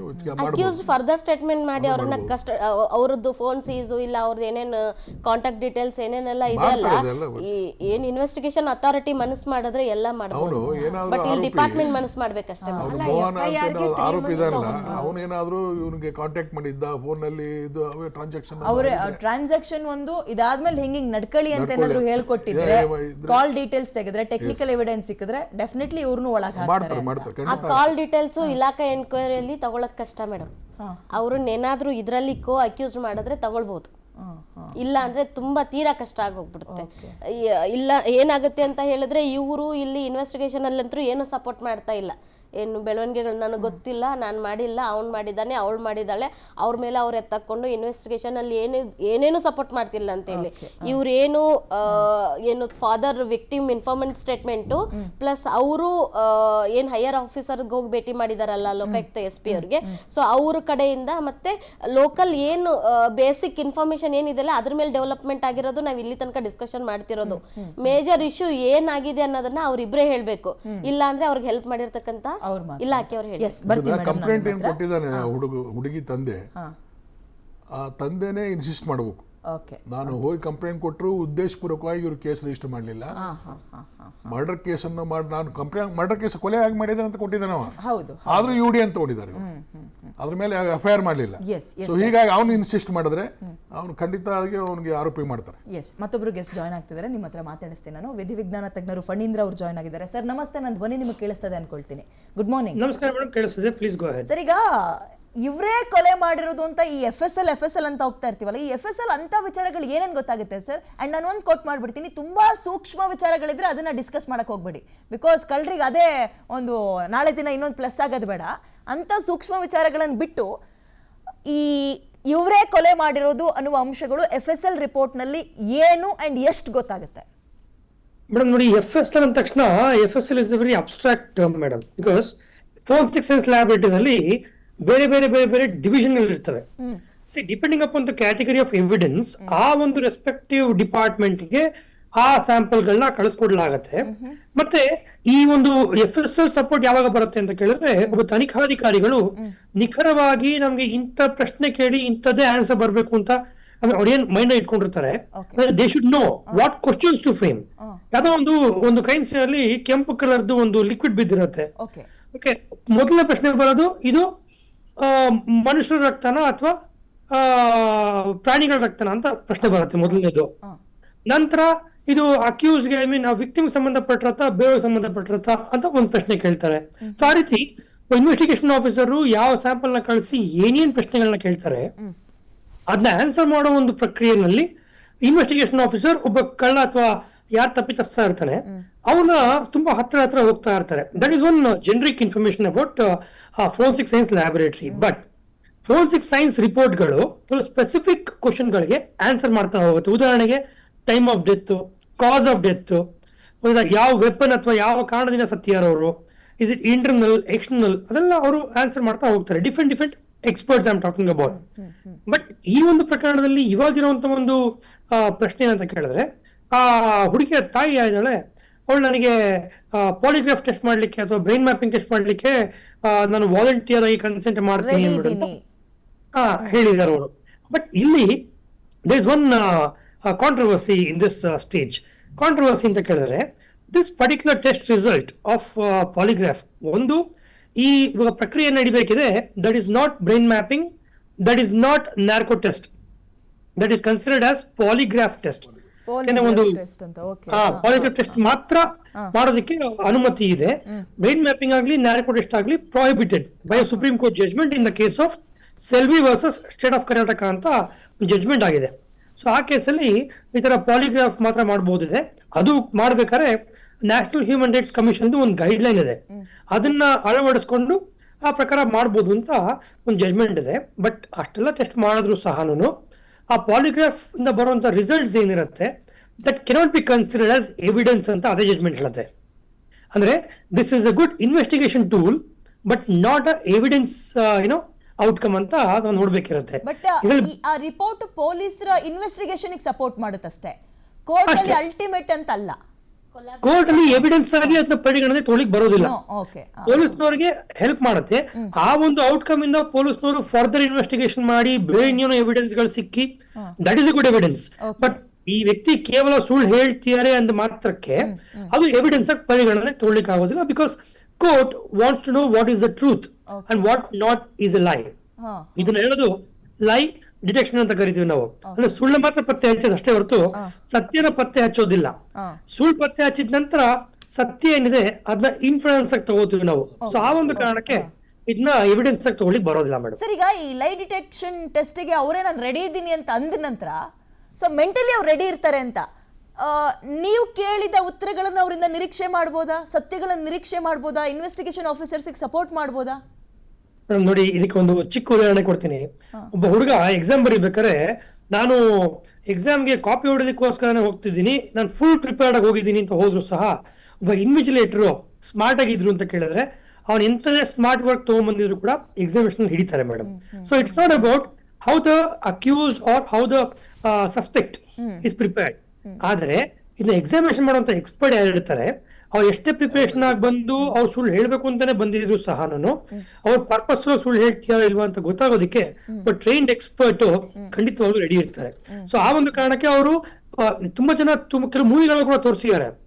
ಏನಂತ, ಈ ಪಾಲಿಗ್ರಾಫ್ ಟೆಸ್ಟ್ ಗಳನ್ನ ನಾವು ಚೀಟ್ ಮಾಡಬಹುದು ಅಂತ ತೋರಿಸಲಾಗಿದೆ. That is just movie fiction ಅಷ್ಟೇ ಹೊರತು ಆ ರಿಯಲ್ ಟೈಮ್ ಕೇಸ್ಗಳಲ್ಲಿ ಟ್ರೈನ್ಡ್ ಎಕ್ಸ್ಪರ್ಟ್ ಮುಂದೆ ಅದನ್ನ ಸುಳ್ಳು ಹೇಳೋದು ತುಂಬಾ ಕಷ್ಟ ಇದೆ ಮೇಡಮ್. ಈ ಲೈ ಡಿಟೆಕ್ಷನ್ ಟೆಸ್ಟ್ ಅಂದ್ರಲ್ಲ, ನಮಗೊಂದು ಸ್ವಲ್ಪ ಹೇಳ್ಬೋದಾ ಸರ್, ಹೆಂಗ್ ವರ್ಕ್ ಆಗುತ್ತೆ, ಎಷ್ಟೊತ್ತು ತಗೊಳತ್ತೆ, ಹೇಗೆ ಅವ್ರನ್ನ ಲಾಕ್ ಮಾಡ್ಬೋದು, ಏನೆಲ್ಲ ಅಂಶಗಳನ್ನ ತೆಗಿಬೋದು ಅದರಿಂದ? ಓಕೆ ನೋಡಿ, ಪಾಲಿಗ್ರಾಫ್ ಟೆಸ್ಟ್ ಅಂತ ಕರಿತೀವಿ. ಪಾಲಿ ಅಂತ ಕೇಳಿದ್ರೆ ಮಲ್ಟಿಪಲ್ ಅಂತ ಲೆಕ್ಕ ಬರುತ್ತೆ. ಗ್ರಾಫ್ ಅಂತ ಕೇಳಿದ್ರೆ the way we C the graph, polygraph. So this is ನಾವು ಇನ್ನೊಂದು ಟರ್ಮ್ ಯೂಸ್ ಮಾಡ್ತೀವಿ ಇದಕ್ಕೆ, this is called PDD test ಅಂತ ಕರಿತೀವಿ. PDD ಅಂತ ಕೇಳಿದ್ರೆ ಸೈಕೋಫಿಸಿಯೋಲಾಜಿಕಲ್ ಡಿಟೆಕ್ಷನ್ ಆಫ್ ಡಿಸೆಪ್ಷನ್ ಅಂತ ಕರಿತೀವಿ. ಅಂದ್ರೆ ಸೈಕೋಫಿಸಿಯೋಲಾಜಿಕಲ್ ಅಂತ ಕೇಳಿದ್ರೆ ಸೈಕೋ ಅಂದ್ರೆ ಮೈಂಡ್, ಫಿಸಿಯೋಲಜಿ ಅಂದ್ರೆ ಬಾಡಿ. ನೀವು ಮೈಂಡ್ ಅಲ್ಲಿ ಸುಳ್ಳು ಹೇಳೋ ಪ್ರಯತ್ನ ಮಾಡಿದ್ರೆ ಅಥವಾ ಒಂದು ಪ್ರಶ್ನೆ ಕೇಳಲಾಗಿ ನಿಮ್ಮ ಮೈಂಡ್ ಅಲ್ಲಿ ಆ ಇನ್ಫಾರ್ಮೇಶನ್ ಇತ್ತು ಅಂತ ಕೇಳಿದ್ರೆ ನಿಮ್ಮ ಬಾಡಿ ಮೇಲೆ ಆ ರಿಯಾಕ್ಷನ್ ಬರುತ್ತೆ ಅಂತ ಅರ್ಥ ಅದು. ಸೊ ಆ ರಿಯಾಕ್ಷನ್ ಯಾವ ರೀತಿ ಬರುತ್ತೆ?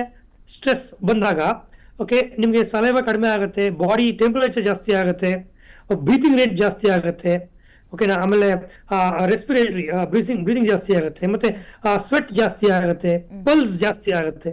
ಅದನ್ನೆಲ್ಲ ಕ್ಯಾಪ್ಚರ್ ಮಾಡ್ಲಿಕ್ಕೋಸ್ಕರ ಕೆಲವು ಸೆನ್ಸರ್ಗಳನ್ನ ನಾವು ಆ ವ್ಯಕ್ತಿಗೆ ಅಟ್ಯಾಚ್ ಮಾಡ್ತೀವಿ. ಅಟ್ಯಾಚ್ ಮಾಡಿ ಆ ಪ್ರಶ್ನೆಗಳನ್ನ ಕೇಳ್ತಾ ಹೋಗ್ತೀವಿ.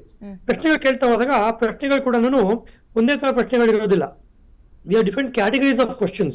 Something like irrelevant question ಅಂತ ಕರಿತೀವಿ, ರಿಲೆವೆಂಟ್ ಕ್ವಶನ್ ಅಂತ ಕರಿತೀವಿ, ಕಂಟ್ರೋಲ್ಡ್ ಕ್ವಶನ್ ಅಂತ ಕರಿತೀವಿ. ಅಂದ್ರೆ ಒಬ್ಬ ವ್ಯಕ್ತಿ ಈ ಪ್ರಶ್ನೆ ನನಗೆ ಕೇಳ್ತಾರೆ ಅಂತ ಗೊತ್ತಿದ್ರೆ ಅದನ್ನ ಪ್ರಿಪರೇಷನ್ ಮಾಡ್ಕೊಂಡ್ ಬಂದಿರ್ತಾರೆ. ಆದ್ರೆ ಟೆಸ್ಟ್ ಪ್ರೊಸೀಜರ್ ಅಲ್ಲಿ ಅವರು ಅನ್ಕೊಂಡಿಲ್ದೇ ಇರುವಂತ ಪ್ರಶ್ನೆಗಳನ್ನ ಕೂಡ ಕೇಳಲಾಗತ್ತೆ. So that the mind is deviated to answer that question.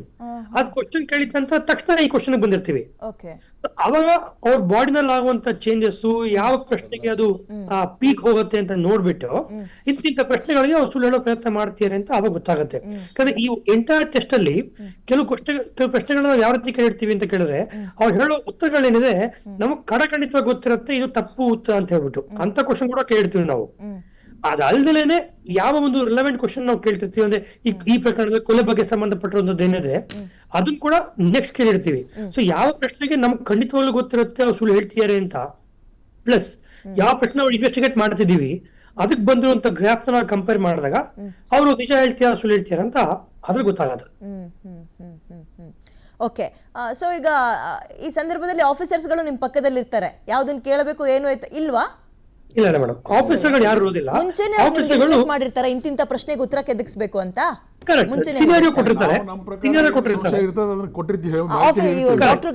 ಅದ್ರ ಬೇಸಿಸ್ ಮೇಲೆ ನಾವು ಇಶ್ಯೂಗಳನ್ನ ಪ್ರಿಪೇರ್ ಮಾಡ್ತೀವಿ. ಇಷ್ಟು ಪ್ರಶ್ನೆಗಳು ಬರ್ಬೇಕಿದೆ ಅಂತ ನಾವು ಪ್ರಿಪೇರ್ ಮಾಡ್ತೀವಿ.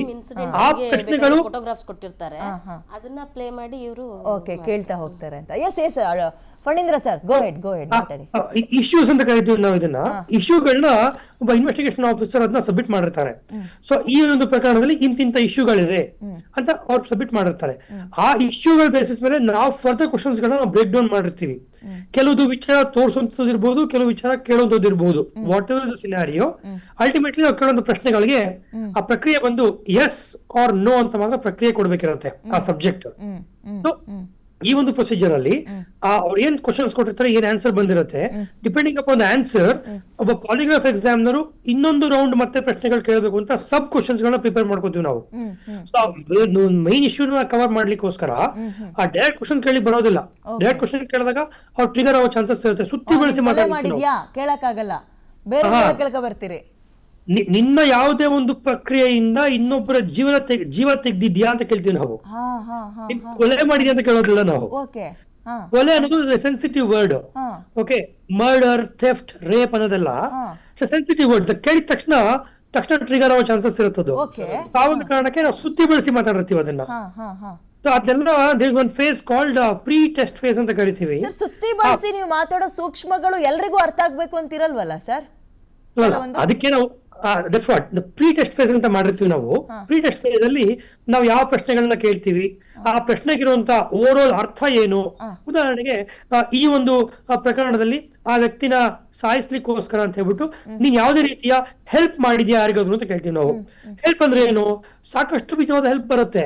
ಏನಂತ ಕೇಳಿದ್ರೆ, ಎಲ್ಲೋ ಒಂದ್ ಕಡೆ ಕೀ ಇಟ್ಬಿಟ್ಟು ನನಗೆ ಇನ್ನೊಬ್ರಿಗೆ ಇನ್ಫಾರ್ಮೇಶನ್ ಕೊಡೋದು, ನೋಡು ಅಲ್ಲಿ ಕೀ ಇದೆ ತಗೋಬೇಕಾರೆ ಅಂತ ಹೇಳೋದು, ಅದು ಕೂಡ ಹೆಲ್ಪ್ ಏನೇನೆ. ಅಥವಾ ನಾನು ಲಾಕ್ ಮಾಡ್ಬೇಕಿರತ್ತೆ, ನಾನು ಲಾಕೇ ಮಾಡಿರೋದಿಲ್ಲ, ಅದು ಕೂಡ ಹೆಲ್ಪ್ ಏನೇನೆ. ಅಥವಾ ಒಬ್ಬ ವ್ಯಕ್ತಿ ಹೋಗಿ ಆ ಒಂದು ಲಾಕ್ ತೆಗೆದು ಹೊರಗಡೆ ಹೋಗ್ತಾ ಇರ್ತಾನೆ, ನಾನು ಯಾರಿಗೂ ಹೇಳೋದಿಲ್ಲ ವಿಚಾರ, ಅದು ಕೂಡ ಹೆಲ್ಪ್ ಏನೇನೆ. ಹೆಲ್ಪ್ ಅನ್ನೋದಕ್ಕೆ 10 ರೀಸನ್ಗಳು, 10 ಅರ್ಥಗಳು ಬರ್ತವೆ. ಸೊ ಅದನ್ನ ನಾವು ಪ್ರೀ ಟೆಸ್ಟ್ ಫೇಸ್ ಅಲ್ಲಿ ಡಿಫೈನ್ ಮಾಡಿ ನಂತರ ಮತ್ತೆ ಪ್ರಶ್ನೆ ಕೇಳ್ತೀವಿ ನಾವು. ನಾನು ಈ ರೀತಿ ಪ್ರಶ್ನೆ ಕೇಳಿದಾಗ ನಿನಗೆ ಅರ್ಥ ಆಗತ್ತೆ, ಮತ್ತೆ ಅರ್ಥ ಮಾಡ್ಕೊಂಡಿದ್ದ ಪ್ರಶ್ನೆಗೆ ಉತ್ತರ ಏನು ಅಂತ ನಾವು ರೆಕಾರ್ಡ್ ಮಾಡಿರ್ತೀವಿ. ಅದಾದ ನಂತರ ಟೆಸ್ಟ್ ಫೇಸ್ ಅಲ್ಲಿ ತಗೊಂಡ್ಬರೋದು ನಾವು ಅದನ್ನ. ಸೊ ಎಂಟೈರ್ ಪ್ರಕ್ರಿಯೆ ಬಂದು ಒಂದು ಸಿಂಗಲ್ ಇಶ್ಯೂಗೆ ಲೆಕ್ಕ ತಗೊಂಡ್ರೆ ಒಂದು 2.5 ಇಂದ 3 ತಾಸು ಒಂದು ಟೈಮ್ ತಗೊಳುತ್ತೆ madam, depending upon the subject cooperation ಮತ್ತು subject understanding. Okay, anyway thank you so much sir. ನೀವು ಬಹಳ ಬ್ಯುಸಿಲಿದ್ರಿ ಅಂತ ಕೇಳ್ಪಟ್ಟೆ, ಇಷ್ಟೊತ್ತು ಸಮಯ ಕೊಟ್ಟಿದ್ದೀರಿ. Thank you so much. ಇಷ್ಟೊತ್ತನ PNS ವಿಸ್ತಾರ ಜೊತೆ ಮಾತಾಡೋದಕ್ಕೆ. ನಾನು ನಿಮ್ಮ ಹತ್ರ ಮಾತಾಡ್ತೀನಿ ಸರ್. ಒಂದು ಚಿಕ್ಕ ಬ್ರೇಕ್ ತಗೊಳ್ಳೋ ಟೈಮ್ ಆಗಿದೆ. ಟೇಕ್ ಅ ಬ್ರೇಕ್ ಆದಮೇಲೆ ಈ ತನಿಖೆ ಇನ್ನು ಮುಂದಕ್ಕೆ ಹೇಗೆ ನಡೆಯುತ್ತೆ, ಹಿಂದೆ ಇಂಥ ಪ್ರಕರಣಗಳಾಗಿದ್ದಾವ, ಕೆದಕ್ತಾ ಹೋಗೋಣ. Take a break. Welcome back madam. ಇದರಲ್ಲಿ ಮಗು ಸಾವನ್ನು ಒಂದೇ ಕೆದ್ಕೋದು ಬೇಡ, ಈ ಅನೈತಿಕ ಸಂಬಂಧದ ಬಗ್ಗೆಯೂ ಮಾತಾಡಬೇಕು. ಅನೈತಿಕ ಸಂಬಂಧಗಳು ಇತ್ತೀಚೆಗೆ ಹೆಚ್ಚಾಗ್ತಾ ಇದೆ ಅನ್ನೋದು ಸುಳ್ಳು. ಮುಂಚೆಯೂ ಇತ್ತು, ಈಗಲೂ ಕೂಡ ಮುಂದುವರ್ಕೊಂಡು ಹೋಗ್ತಾ ಇದೆ. ಬಟ್ ಈ ಅನೈತಿಕ ಸಂಬಂಧಗಳು ಒಂದು ಕೊಲೆಯಲ್ಲಿ ಮುಗ್ದು ಹೋಗುತ್ತೆ, ಇಲ್ಲ ಕಣ್ಣೀರಲ್ಲಿ ಮುಗ್ದು ಹೋಗುತ್ತೆ, ಎಲ್ಲ ಗೊತ್ತು ರಿಸಲ್ಟ್ ನಮಗೆ. ಆದರೂ ಅಷ್ಟೊಂದು ಅಟ್ರಾಕ್ಟ್ ಆಗ್ತಾರಲ್ಲ, ಯಾಕೆ ಅಂತ ಅನ್ಸುತ್ತೆ? ಇನ್ಫ್ಯಾಚುಯೇಷನ್ ಯಾವ ಲೆವೆಲ್ಗೆ ಹೋಗಿದೆ ಅಂದರೆ, ಅದೇನೋ ಹೇಳ್ತಾರಲ್ಲ, ಇವ್ರಿಗೆ ಹುಚ್ಚು ಬಿಡಲ್ಲ ಬೆಪ್ಪು ಬಿಡಲ್ಲ ಅಂತ, ಆ ಥರ ಆಗ್ಬಿಟ್ಟಿದೆ. So they only want physical relationship, money, fame, identity, Instagram reels, views, ಇಷ್ಟೇ ಬೇಕು ಮೇಡಮ್. ಇತ್ತೀಚೆಗೆ ಇನ್ಸ್ಟಾಗ್ರಾಮ್ ರೀಲ್ಸ್ ಅದು ಇದು ಅಂತ ನಾನು ಅದಕ್ಕೆ ಹೇಳಿದೆ, ಅನೈತಿಕ ಸಂಬಂಧಗಳು ಇತ್ತೀಚೆಗೆ ಜಾಸ್ತಿ ಆಗ್ತಾ ಇದೆ ಅನ್ನೋ ಪದವೇ ಸುಳ್ಳು. ಸ್ವೇಚ್ಛಾಚಾರ ಜೀವನ ಬಯಸೋರು, ಆಮೇಲೆ ಐಷಾರಾಮಿ ಜೀವನವನ್ನು ಕಾಣೋದು. ತಮ್ಮ ಪಾರ್ಟ್ನರ್ಗೆ ಆ ಒಂದು ಲಾಯಲ್ಟಿ ಅಥವಾ ನಿಯತ್ತು ತೋರಿಸೋದು ಅಷ್ಟೊಂದು ಕಾಸ್ಟ್ಲಿ ಆಗ್ತಾ ಇದೆಯಾ ಸರ್? ಅಷ್ಟೊಂದು ಕಾಸ್ಟ್ಲಿ ಅಲ್ಲ, ಚೀಪ್ ಬುದ್ಧಿ ಅದು, ತುಂಬಾ ಚೀಪು. ಅಲ್ಲಲ್ಲ, ನಾನು ಯಾವ ಕಾಂಟೆಕ್ಸ್ಟ್ ಅಲ್ಲಿ ಕೇಳ್ದೆ ಅಂದ್ರೆ, ಇಷ್ಟಪಟ್ಟೆ ಮದುವೆ ಆಗಿರ್ತಾರೆ, ಪ್ರೀತಿ ಮಾಡೇ ಮದುವೆ ಆಗಿರ್ತಾರೆ, ಬಟ್ ಯಾವುದೋ ಒಂದು ಚಿಕ್ಕ ಪುಟ್ಟ ವಿಚಾರಕ್ಕೆ ದೂರ ಆಗೋದು ಅಂತಾನೋ, ಅಥವಾ ಮತ್ತೊಬ್ಬರ ಮೇಲೆ ಅದು ಪ್ರೀತಿ ಹುಟ್ಟುತ್ತೆ ಅಂತಾನೋ. ಸೊ ತನ್ನ ಪಾರ್ಟ್ನರ್ಗೆ ಲಾಯಲ್ಟಿ ಅನ್ನೋದನ್ನ ತೋರಿಸೋದು ಅಷ್ಟೊಂದು ಕಾಸ್ಟ್ಲಿ ವಿಚಾರ ಯಾಕೆ ಅಂತ ಅನ್ಸುತ್ತೆ. ಲಾಯಲ್ಟಿ ಅನ್ನೋದಕ್ಕೆ ಇಂಪಾರ್ಟೆನ್ಸ್ ಇಲ್ಲ ಈಗ. ಲಾಯಲ್ಟಿ ಅನ್ನೋದು ಇಂಪಾರ್ಟೆನ್ಸ್ ಇಲ್ಲ, ಪದಾನೇ ಇಲ್ಲ, ಹೋಗ್ಬಿಟ್ಟದೆ ಎಲ್ಲ. ಆಮೇಲೆ ಅದನ್ನ ಕಾಯುವಂತ ವ್ಯಕ್ತಿ ಏನಿರ್ತಾನೆ, ಅದನ್ನ ಆಸೆ ಪಡುವಂತ ವ್ಯಕ್ತಿ, ಅವಳು ವೀಕ್ನೆಸ್ ನೋಡ್ಕೋತಾನೆ. ಗಂಡ ಹೆಂಡತಿ ಜಗಳ ಆಗಿತ್ತು, ಇವ್ರದ್ದು ಇಬ್ಬರು ನಡು ಸರಿ ಇಲ್ಲ, ಅದನ್ನು ಅವನ ಸಿಂಪತಿ ಎನ್ಕ್ಯಾಶ್ ಮಾಡಿ ಅದನ್ನು ಅವ್ನಿಗೆ ಸಿಂಪತಿ ಮಾಡೋದು, ಅವ್ನಿಗೆ ಬೈಯೋದು, ಅವನಿಗೆ ಇದು ಮಾಡೋದು, ಅವನಿಗೆ ಇವಳಿಗೆ ಎತ್ತು ಕಟ್ಟೋದು. ಸೊ ಹೀಗೆ ಮಾಡಿ he try to gain her confidence. So ಅದು ಆಟೋಮೆಟಿಕ್ ಡೈವರ್ಟ್ ಆಗಿಬಿಡುತ್ತೆ. ಈಗ ಲೈಫ್ ಸ್ಟೈಲ್ ಹೆಂಗಾಗಿದೆ ಗೊತ್ತಮ್ಮ, ಈಗ ಎಕ್ಸಾಂಪಲ್ ಒಂದು ಮಗು ತಗೊಳ್ಳೋಣ, ಒಂದು ಸಿಂಗಲ್ ಮಕ್ಕಳು ಇಟ್ಕೊಂಡಿರ್ತಾರೆ ಪೇರೆಂಟ್ಸ್. ಅವ್ರು ಕಷ್ಟಪಟ್ಟು ಒಂದು 25 ವರ್ಷ ಅವರು ಪ್ರೈಮ್ ಏಜಲ್ಲಿದ್ದಾಗ ಎಲ್ಲ ಸ್ಯಾಕ್ರಿಫೈಸ್ ಮಾಡಿ ಆ ಮಗುನ ಒಂದು ಮಟ್ಟಕ್ಕೆ ಬೆಳೆಸಿ ಒಂದು ಗಂಡಸೋ ಒಂದು ಅಡಲ್ಟ್ ಹ್ಯೂಮನ್ ಬೀಯಿಂಗ್ ಮಾಡ್ತಾರೆ. ಆಮೇಲೆ ಅವ್ರಿಗೆ ರೆಕ್ಕ ಪುಕ್ಕ ಬಂದು ಮದುವೆ ಮಾಡ್ಕೊಂಡು ಹೋಗ್ತಾರೆ. ಕರೆಕ್ಟಾ? ಈ 25 ಇಯರ್ಸ್ ಅವ್ರ ತಾಯಿ ತಂದೆ ಪೇರೆಂಟ್ಸ್ ಜೊತೆ ಏನು ಬೆಳೆದಿದ್ದಾರೋ that will be called as the bad childhood ಇವಾಗ ಮಕ್ಕಳಿಗೆ. ಯಾಕೆ ಅಂದರೆ ರಿಸ್ಟ್ರಿಕ್ಟ್ ಮಾಡಿ ಪ್ರೊಟೆಕ್ಟ್ ಮಾಡಿರೋದು ಅವ್ರಿಗೆ ರಿಸ್ಟ್ರಿಕ್ಷನ್ಸ್ ಅಂತ ಅನ್ಸುತ್ತೆ.